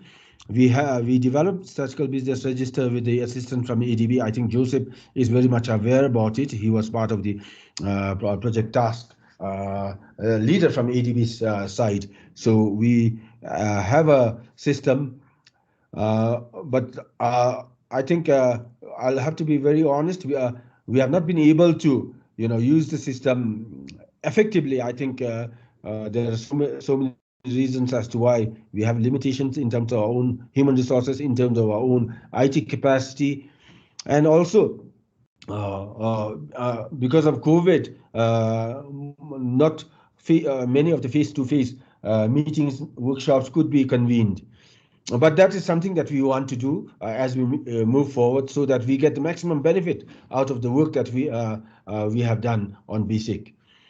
Then the other thing which we feel it's very important in order to keep BSIC as a living document is that we form a committee in order to address new issues arising from implementation and revisions, any revisions required.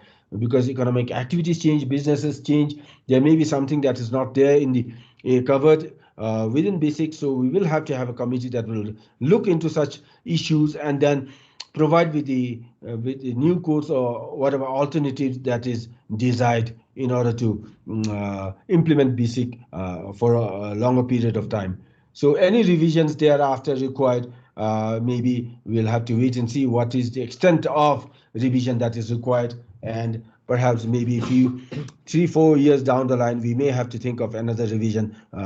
This is the first version of BSIC, so I think as we implement, we will realize the challenges, issues that may come or may not. But nonetheless, this is the committee has to be there, and we want to institute a committee at a reasonably, a good time. So with this, thank you very much. This is basically the presentation that I wanted to present to the committee. And as I mentioned, it was not so much about technical, but rather as to our experience as to how we actually managed to develop BSIC within the last 2.5 years. Thank you very much.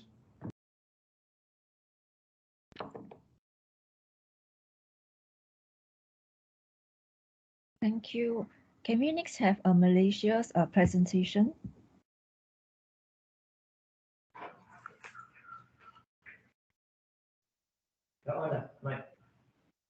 Slide belum ada.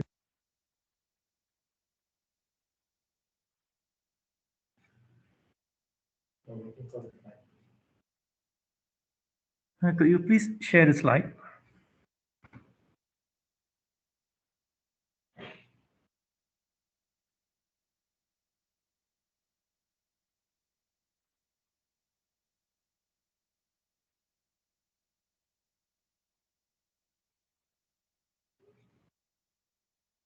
Thank you very much.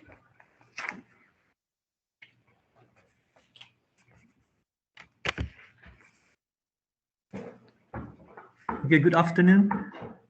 My name is Herzi from Department of Statistics, Malaysia. And first and foremost, I would like to thank ESCAP for giving us the opportunity to share how Malaysia react on the back of the COVID-19 pandemic. So as the outline for this afternoon presentation, next. So it will be distinguished into three main focus area, which is first, the challenges that we face, and of course, the Department of Statistics Malaysia initiative. And the last one is the upcoming event that we have coming to our mind to propose. Next.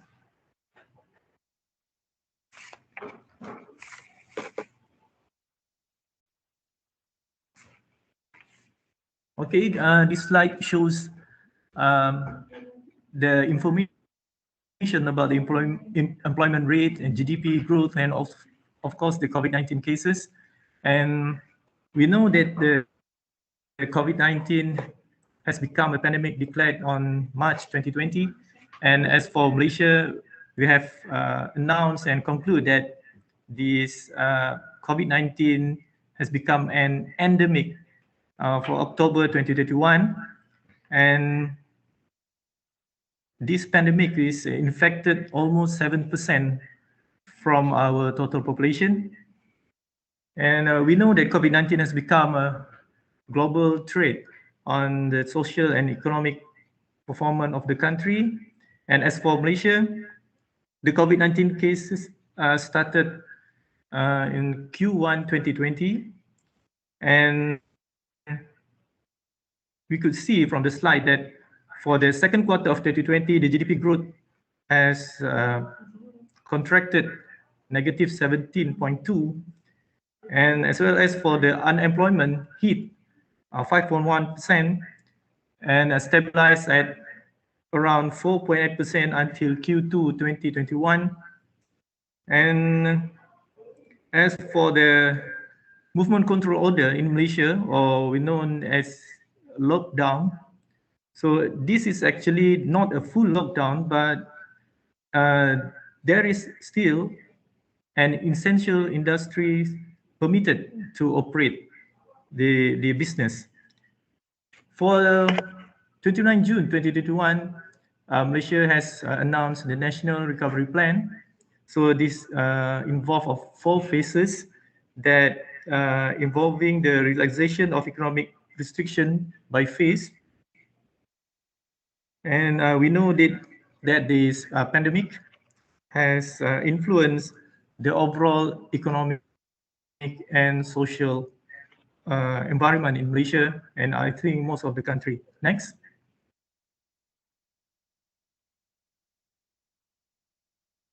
So this slide shows the adjustment in census of the population census of 2020 that have been rescheduled. And as we know, many countries has rescheduled to conduct the population census. And scenario in Malaysia, we have resumed the census despite the spread of COVID-19. And we have a few more to make sure this census succeed, which comprises of e-census, CATI, CAPI, and also as well as the face-to-face interview. And after, I would say after 482 days struggling, the operation, finally the census operation has been concluded in 31st of October 2021 with 99.1% percentage of counted population. Next.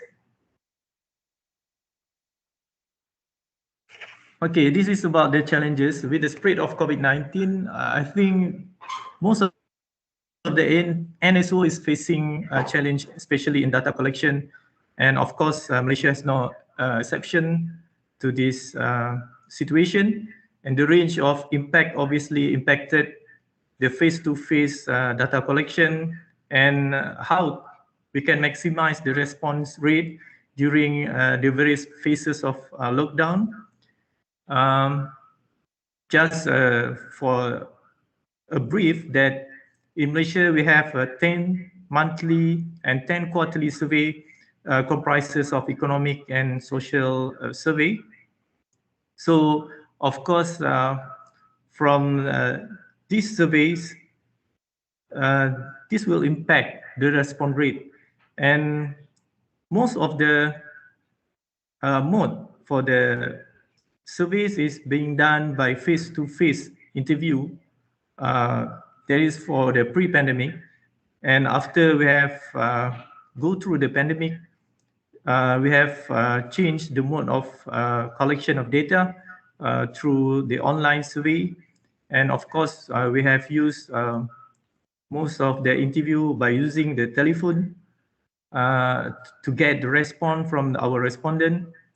And I would say that the response rate at the first that we have encountered this COVID-19 pandemic, the response rate is too low, and of course we have to manage with complement it with the administrative data, and also we have another method to complement the statistics, which is we use most indicators provided by the agencies, and we use the trade data that I will maybe will give a brief on the what is the meaning of the trade enterprise by characteristic, which we have a trade data by the establishment exported the production to the rest of the world. So from that we can do the analysis, and we can have a consistency check within the survey that we have got from the response from the respondent, and we use the administrative data from the trade data to confirm the response. Next. During the COVID-19 pandemic, the data collection has been moved into the telephone interview. And also we have the continuous effort in updating the phone numbers for household sampling frame, as well as the establishment. And we have go through the online survey to gauge the real-time data, and of course to reschedule fieldwork operation and submission of data collection. And as for the example, for monthly manufacturing survey, we have increased and encouraged data collection through e-survey, and we have utilized the Federation of Malaysian Manufacturers as a medium for respondent to respond in the surveys, and subsequently using the e-survey platform. And as well as we use this collecting administrative data from the Royal Malaysian Customs Department in intensive manner as an alternative data sources. Next. So this is the example for administrative data received from other agencies. We have 247 from the government, and 111 from statutory bodies, and 18 from private sector. And the agencies, of course, the main agencies is from Companies Commission of Malaysia. This is for us to clarify the number of registered establishment from the frequency of quarterly, and data from the Employee Provident Fund, Central Bank of Malaysia, particularly in financial data and capital account, construction data from the Construction Industry Development Board, and the Ministry of Tourism. Next. As an alternative to maximize and to complement the data sources, we utilize an alternative method using the web scrap price data. For example, we have used this price data collection using the what we call that the price intelligence. And of course, we have performed the sentiment analysis on public perception through the social media. This is to serve as a complementary indicator to social and economic statistics. And we are actually, this is a potential project regarding the community mobility data. It's used as a dynamic proxy indicator in assessing human commuting patterns. For example, the retail and the recreation, parks, public transport, workplace, and residential. Next. This is a Department of Statistics Malaysia Big Data Project initiative.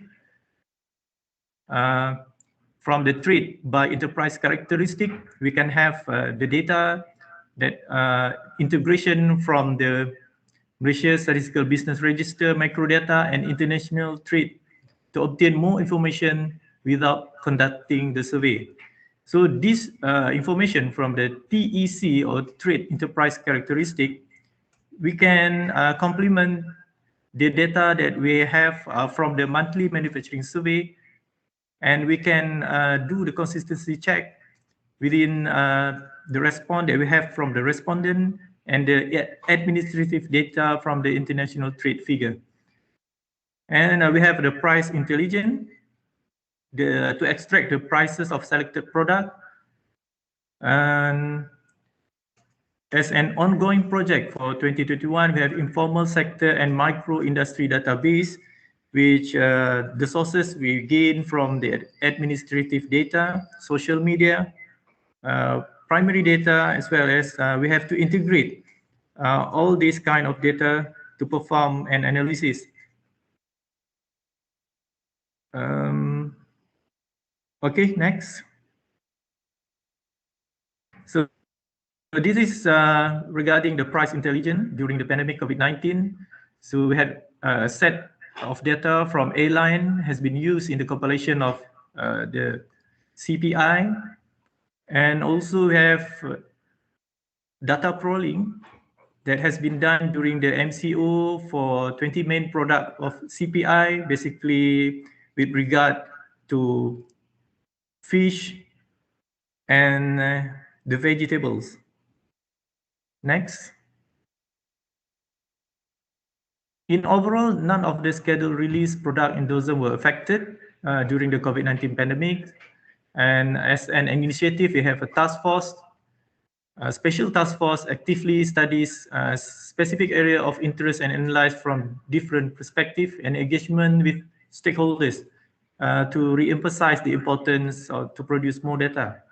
And then we have 3 special surveys: survey on the effect of COVID-19 on economy and individual, and also the survey on effect of COVID-19 on companies and businesses, firms. So this has been conducted last year, from March 2020 to April 2020, and the medium we use the social media platform and active email list used to engage participation from the companies and businesses, firms. Next. So as an initiative also during the COVID-19 pandemic, we have a special landing page, COVID-19 statistics. This is developed by Department of Statistics Malaysia as an initiative to inform the public about the status of COVID-19 outbreak. And then we also have a new daily or weekly reports on the statistics. We have a 28 series of special bulletin, state and sector review. We have 70 series of newsletter on the selected key macro statistics. We have 59 summary of news coverage on the COVID-19 and effect on the economy. We have 93 newsletters on the specific statistic indicators and blog writing. And also we have produced a new publication with regard to the integration of information, economic and social. This publication to equip users with a better understanding on the macroeconomic statistics. And as for the gross domestic product, we have developed the advanced gross domestic product estimate on a quarterly basis to assist government and policymakers to formulate the strategies in response to the COVID-19. This took place last year, Q2 2020, for limited circulation. Next. As a new product or release, we have Malaysia Economic Indicators Dashboard. This is basically to display the current economic situation in visual and interactive form displays the latest economic statistic interactively. And as a new product, we have a new statistic on underemployment, which the introduction to the new indicators, time-related underemployment and skill-related underemployment to measure the underutilization in the labor market. This has been done through the modification involved from the identification of reason for temporary layoff due to the movement restriction during the reference week and the status of salaries, wages, and benefit received. Next. As for the upcoming plan, we plan to have the annual economic survey for reference year 2021. In terms of the coverage, we expect a wide coverage with including the variable related to the COVID-19 impact, such as labor, investment, company operation and productivity. And also we plan to have economic census in 2023 with the reference year of 2022 and participating in global consultation, of course in UNSD's updating of 2008 SNA BPM6 and continuously improving the compilation and reporting of SDGs indicators. Next. We also plan to strengthen the communication between statistical community and academia, which we know that the academia have the advantage of using the more analysis skill, and they have skill in analysis tools. So we think that by this collaboration, the academia and the statistic community, actually we can have a collective information and to increase the involvement and the participation from the students, lecturers, to apply the actual and the real data in the studies. So I think that's all for Risha's presentation. Thank you.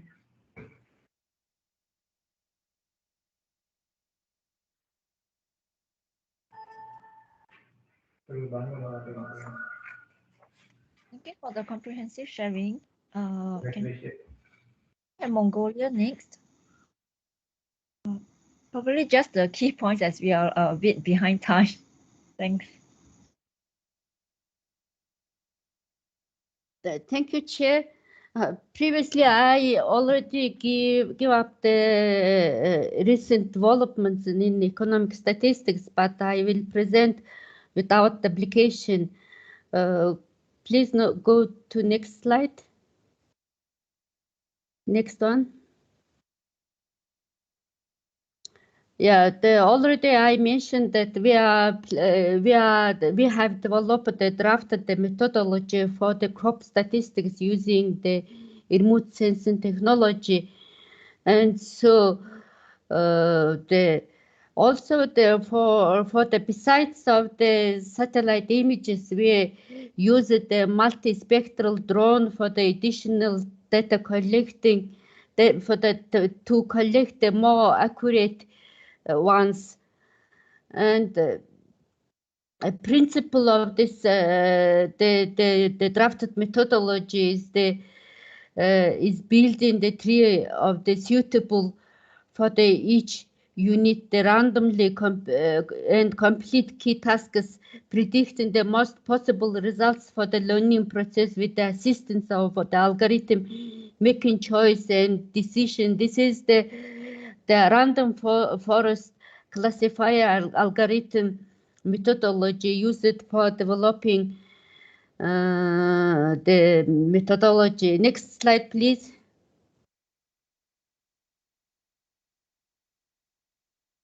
Next, here I want to show the results of the satellite images, machine learning, and random forest methodology, and identifying the crops and the results it's coming. The next slide, please.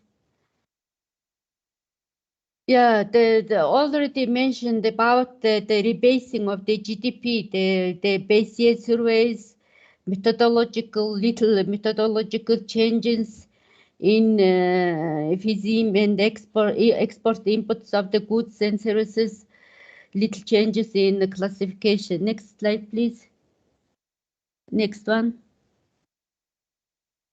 Yeah, in here I want to show the revised GDP at the current prices from 2015 2010, differences between the previous estimation and current estimation after change of the base year.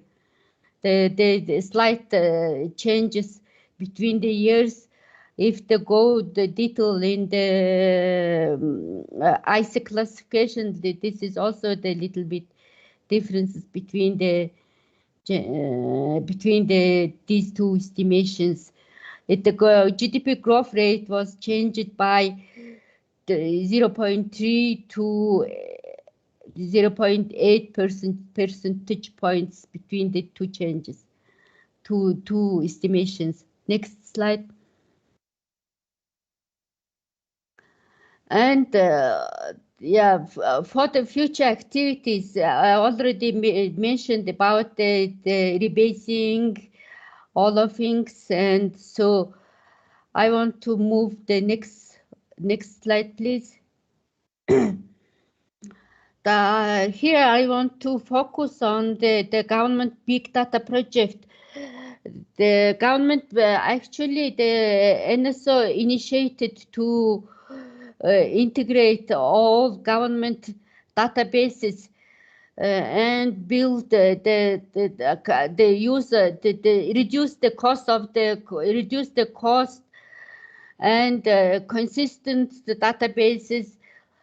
Utilization will be increased if we will integrate all the databases. Now it's the databases are separate databases like the social insurance, health insurance, custom offices, border protection, transport data, tax office, education, banks, assets. These are all the different databases. Government have the separate databases, and so we want to integrate and use of them more utilizations, more standardized, consistent databases. Want to integrate the database. During the pandemic, we tried to use the scan that data from the shops. Actually, it was, the classification and concepts are very different. It's impossible to directly use in CPI estimations. So we touched these kind of the problems, and so decided to construct the one common, integrated databases. Here will be integrated databases with the common classification, consistent. All the informations will be integrated. Then it will be more time consuming and lower cost. And so for example, the housing program with the income group, they're giving, government giving some the money to the poor people, but it was the real not poor, some sort of the poor people was some houses, also have the paying the social insurance, they have the salary. These kind of problems will be dissolved if we will have the big data project, government big data, then will be more more optimized data we will be used, and government will be have the evidence-based decision making, and speed and quality of statistics will be increased. And at the end of the government will have the full picture of the current situation, economy, and the rest of the social economic situation. Yeah, that's all I want to say. Thank you. Thank you, Chair. Thank you very much. Next, can we move on to presentations by SPC and then followed by SIAP? SPC first.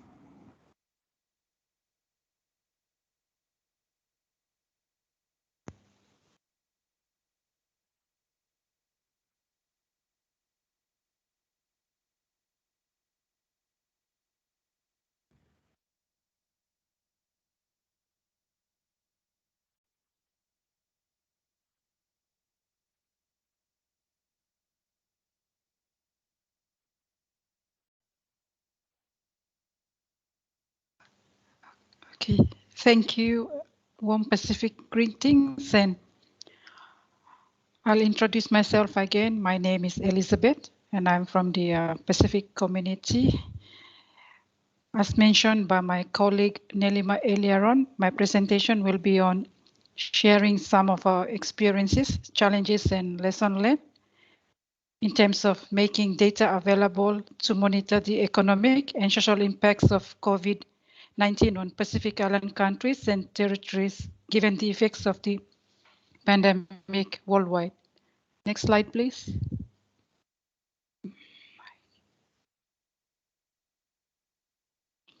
And so the year 2020 and leading into 2021 has been also incredibly challenging for the Pacific Island countries, as the pandemic with the lockdowns and travel restrictions had serious impacts on all aspects of how people work, produce, trade, and live.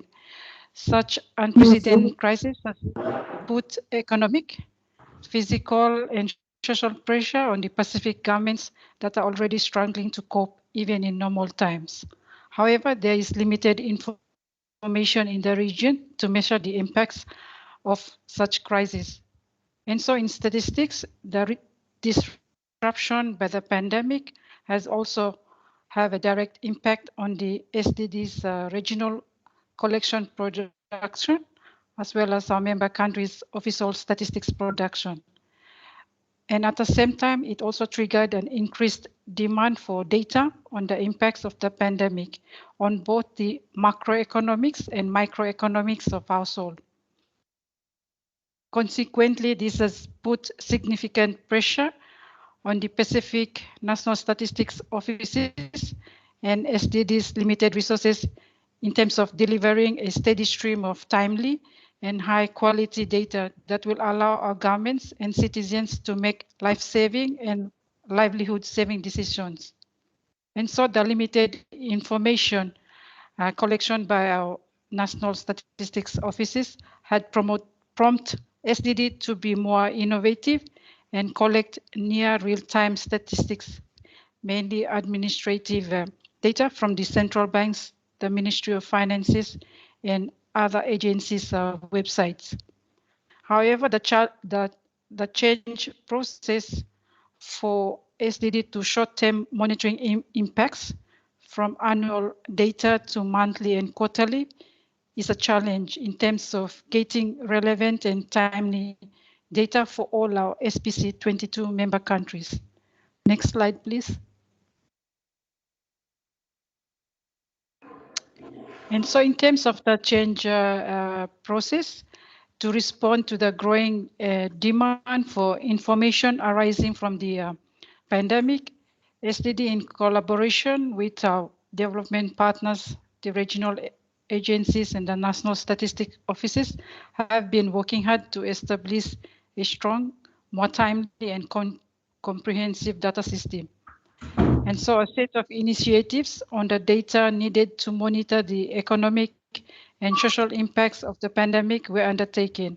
This includes establishing a page on COVID-19 socio-economic indicators on the SDD website, which brings together a wide range of statistics related to the pandemic, a selection of microeconomic lead indicators that compile and re-disseminate from relatively readily available administrative websites, the launch of the high-frequency phone monitoring survey of households that would assist national statistics offices to gather near real-time data, with the first rounds of surveys completed for Papua New Guinea and Solomon Islands, and the publication of blogs on the pandemic's impact on trade and tourism.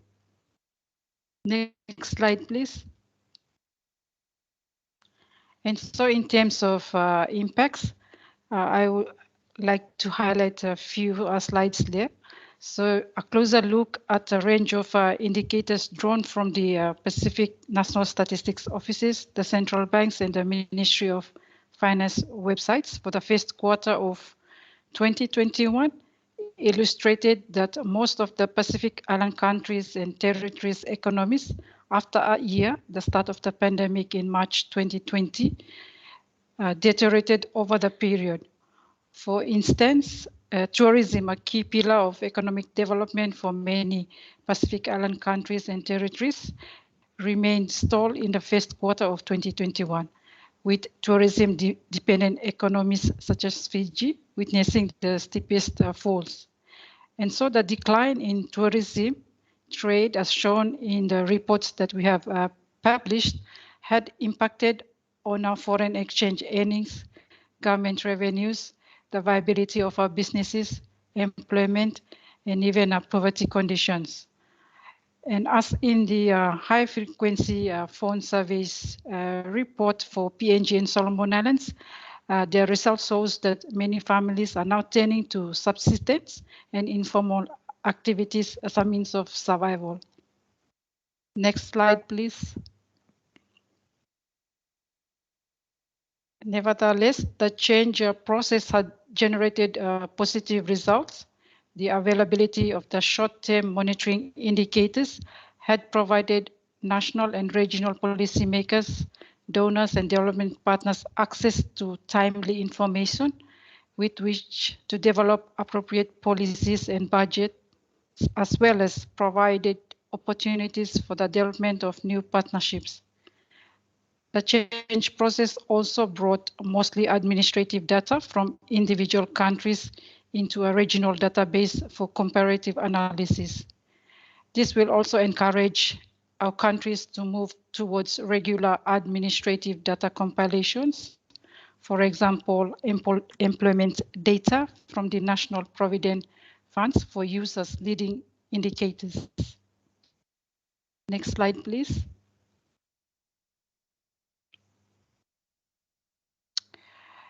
And the lesson learned, the social and economic crisis arising from the COVID-19 pandemic taught SDD and our Pacific Island countries and territories useful lessons. This includes the ability to respond quickly and appropriately to the increasing data demand in such an unprecedented crisis is critical. Further, the need to assist our member countries in developing short-term monitoring indicators is important, as data are crucial for policy planning that can impact human lives positively in such catastrophe, and the need to expand near real-time data coverage to other sectors such as education, health, domestic violence, including SDGs indicators such as food for all and no poverty is also important.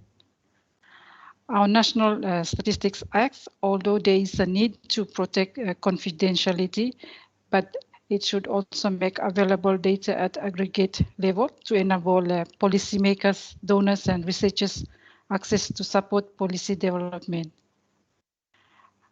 The need to also support our NSOs to establish stronger links in collecting and sharing of administrative data from other government ministries and agencies is also important.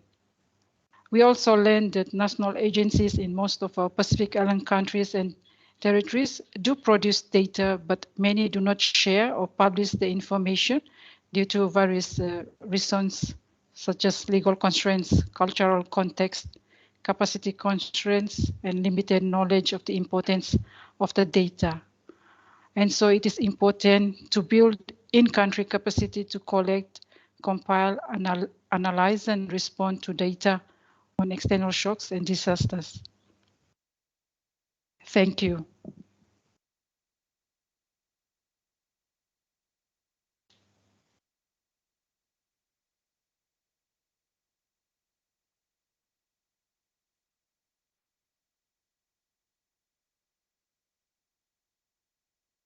Thank you. Siap next. Hello, thank you very much. I will try to give a quick brief on SGRPES. SGRPES is for the new members. SGRPES is the training arm of ESCAP working in partnership with the Statistics Division. We do conduct short-term courses, long-term courses, and online training programs. Since the pandemic started, we gave focus on e-learning programs. I'm working here as a statistician lecturer, and I'm responsible for the Institute's work program on economic statistics and relevant SDGs. I would like to inform you about the SGRPES courses on economic statistics, which are relevant to the core sets of economic statistics. We have an e-learning course on national accounts on basic level and intermediate level. In this course, this course covers the basic concepts and definitions in national system of national accounts, accounting rules, flows, assets, and then intermediate courses covers the sequence of accounts in detail. This year we conducted a course on international accounts. These courses covered the three main components of international accounts, which are international investment position, balance of payments, and other changes. I received several questions from the participants on external debt, special drawing rights, and FDI, assets and liabilities, and then functional categories under foreign direct investment again. And as Joseph said, SGRPES developed a course on statistical business register in coordination with ADB and UNSD. This covers 7 modules, and then it covers an overview. It starts with an overviews, and then roles of SPR, data sources, maintenance, legal considerations, and then IT considerations, as well as SPR maturity model and then profiling. We are trying to make our courses interactive as possible. We invite speakers. In our Statistical Business Register course, we do have speakers from task team on exhaustive business register and capacity building team. The other courses, labor account course, we conducted this course in April and May. It covered general principles for compiling a labor account. Another course on SDG 9, we will launch this course next week. Yes, SGRPES, and then the other partner is UNIDO, United Nations Industrial Development Organizations. We will focus on the main pillars of SDG 9, industry, innovation, and infrastructure. Yes, that's all from my side, and then looking forward to see you in our courses, and then please feel the reach out. Thank you very much.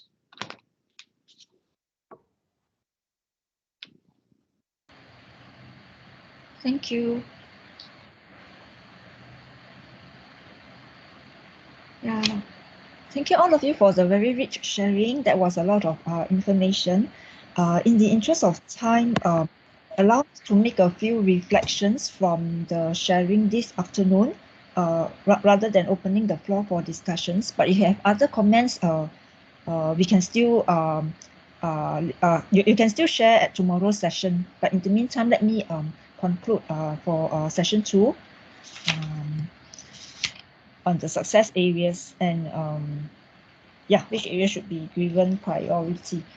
So some reflections that I have are, I noted that most of us moved to different modes of working. We moved to electronic surveys, working remotely, and although these were not easy, we persevered and we continued to deliver our usual data products.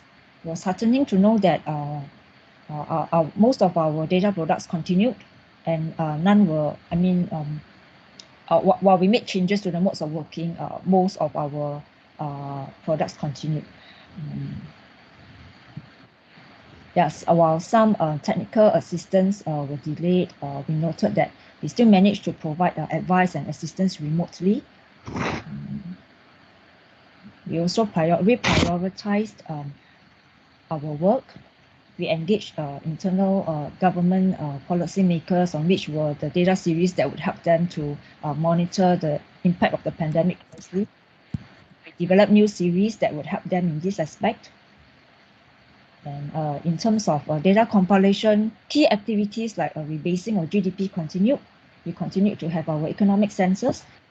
And to me, these are priority areas because it continued to ensure that the estimate is relevant, and it helps us to measure the impact of the pandemic. So these are some of my personal reflections from the sharing today. If you have any quick comments that you would like to make, if not, you could also make these comments tomorrow.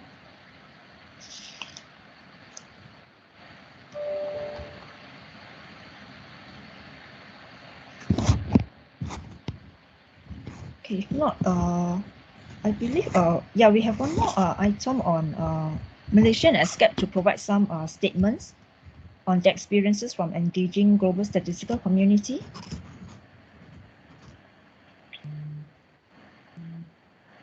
So, if Chair still permit me to continue. So basically, just a quick point about this pandemic. Basically, the new way of doing things has happened, and COVID has opened up our greater opportunity in connecting various entities in global consultation, especially on a very vast subject of statistics. And we already utilizing online facilities such as video conference, webinars, and other platforms, so that this can open up new windows of negotiation and collaborate to increase our capacity, especially to control and manage the pandemic. And then following that, I do believe that if you look at it into our 4 key areas of action of SGRPES working plan, we can carefully and get some insight about how this period can be benefiting us about the collaboration. And further, other than that, I think basically we need to strengthen our capacity in terms of working in the normal, in a new way of doing things, especially working remotely. And in terms of capacity building, I do believe that many international organizations and resources is willing to help and assist most countries that needed or asking for any technical assistance.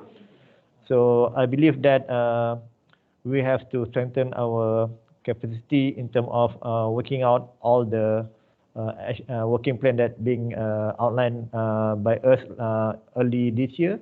So hopefully this committee, this steering group could foresee some kind of opportunity instead of various challenges that we face currently. Some countries already came out from the pandemic and declared as an endemic, but however, certain economies still struggling in terms of managing this pandemic. So that's all from me. Ms. Yen, thank you. Back to you.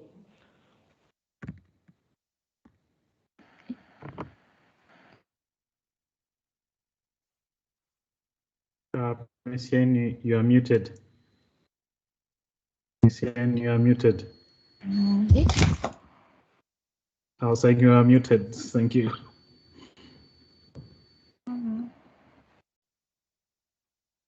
Okay, can you hear me now? Yeah. Yeah, thank you, Malaysia. Would ESCAP like to provide some statements? Yes, please. This is just very administrative in nature, but first of all, as Secretariat, would like to thank you all for turning up today for this meeting, and apologies for really getting you sit all throughout without breaks, but you know, as is always the case, first day is quite tight, but I think you provided us with a lot of insights and what is happening across this vast region of ours, from Turkey to the Pacific to East Asia to, you know, south, southwest, southeast. So quite detailed, a lot of information that has brought. So looking forward to tomorrow, and just trying to make sure that we beat the time thing. We propose that we start at 12:30 Bangkok time. And also, because I think on the agenda here, we really needed to have some further discussion, but I'm pretty sure that all our brains now are in, you know, slowing down. So tomorrow, I think when we start session 3, our chair for tomorrow's session, Ms. Shahuda, she will still give a platform to all members to reflect on all the decisions, not the decisions rather, but all the issues that have been raised here, so that we can start thinking about what should be given priority. So think through whatever's come through out of today's session, and then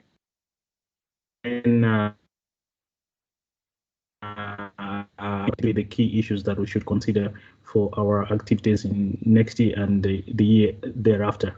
As you recall, we have some plan in the project matrix for 2022, but I mean, the experience of what we've been doing this year helps us to also reflect and make adjustments. So it's a reminder, tomorrow we start a little bit earlier, 12:30, so that we can finish much earlier. And I think the program tomorrow has some room for a short break. Yeah, sorry and apologies for that. Yeah, back to you, Ms. Yen, for the final closure.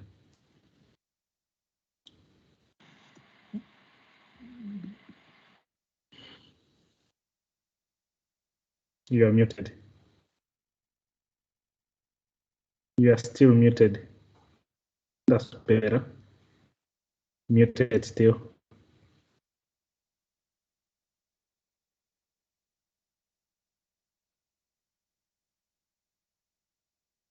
Sorry, I don't know what's wrong. No, technology can fail us sometimes. It's okay. I think it's time to call it a day. Even the computer will go off. Okay. Yeah. Okay, I think we have a very long day of sharing, but all the information and all the updates from the countries are very exciting. Yeah, it's very encouraging to know of all the new things that are happening, or the rebasing of the big data, and all these things are all very exciting. So I think we can call it a day, and then we continue tomorrow. In the meantime, tonight, let's reflect on the things that we have shared, and think about what we would want to bring up for further discussion tomorrow. Thank you. Have a good day, everybody.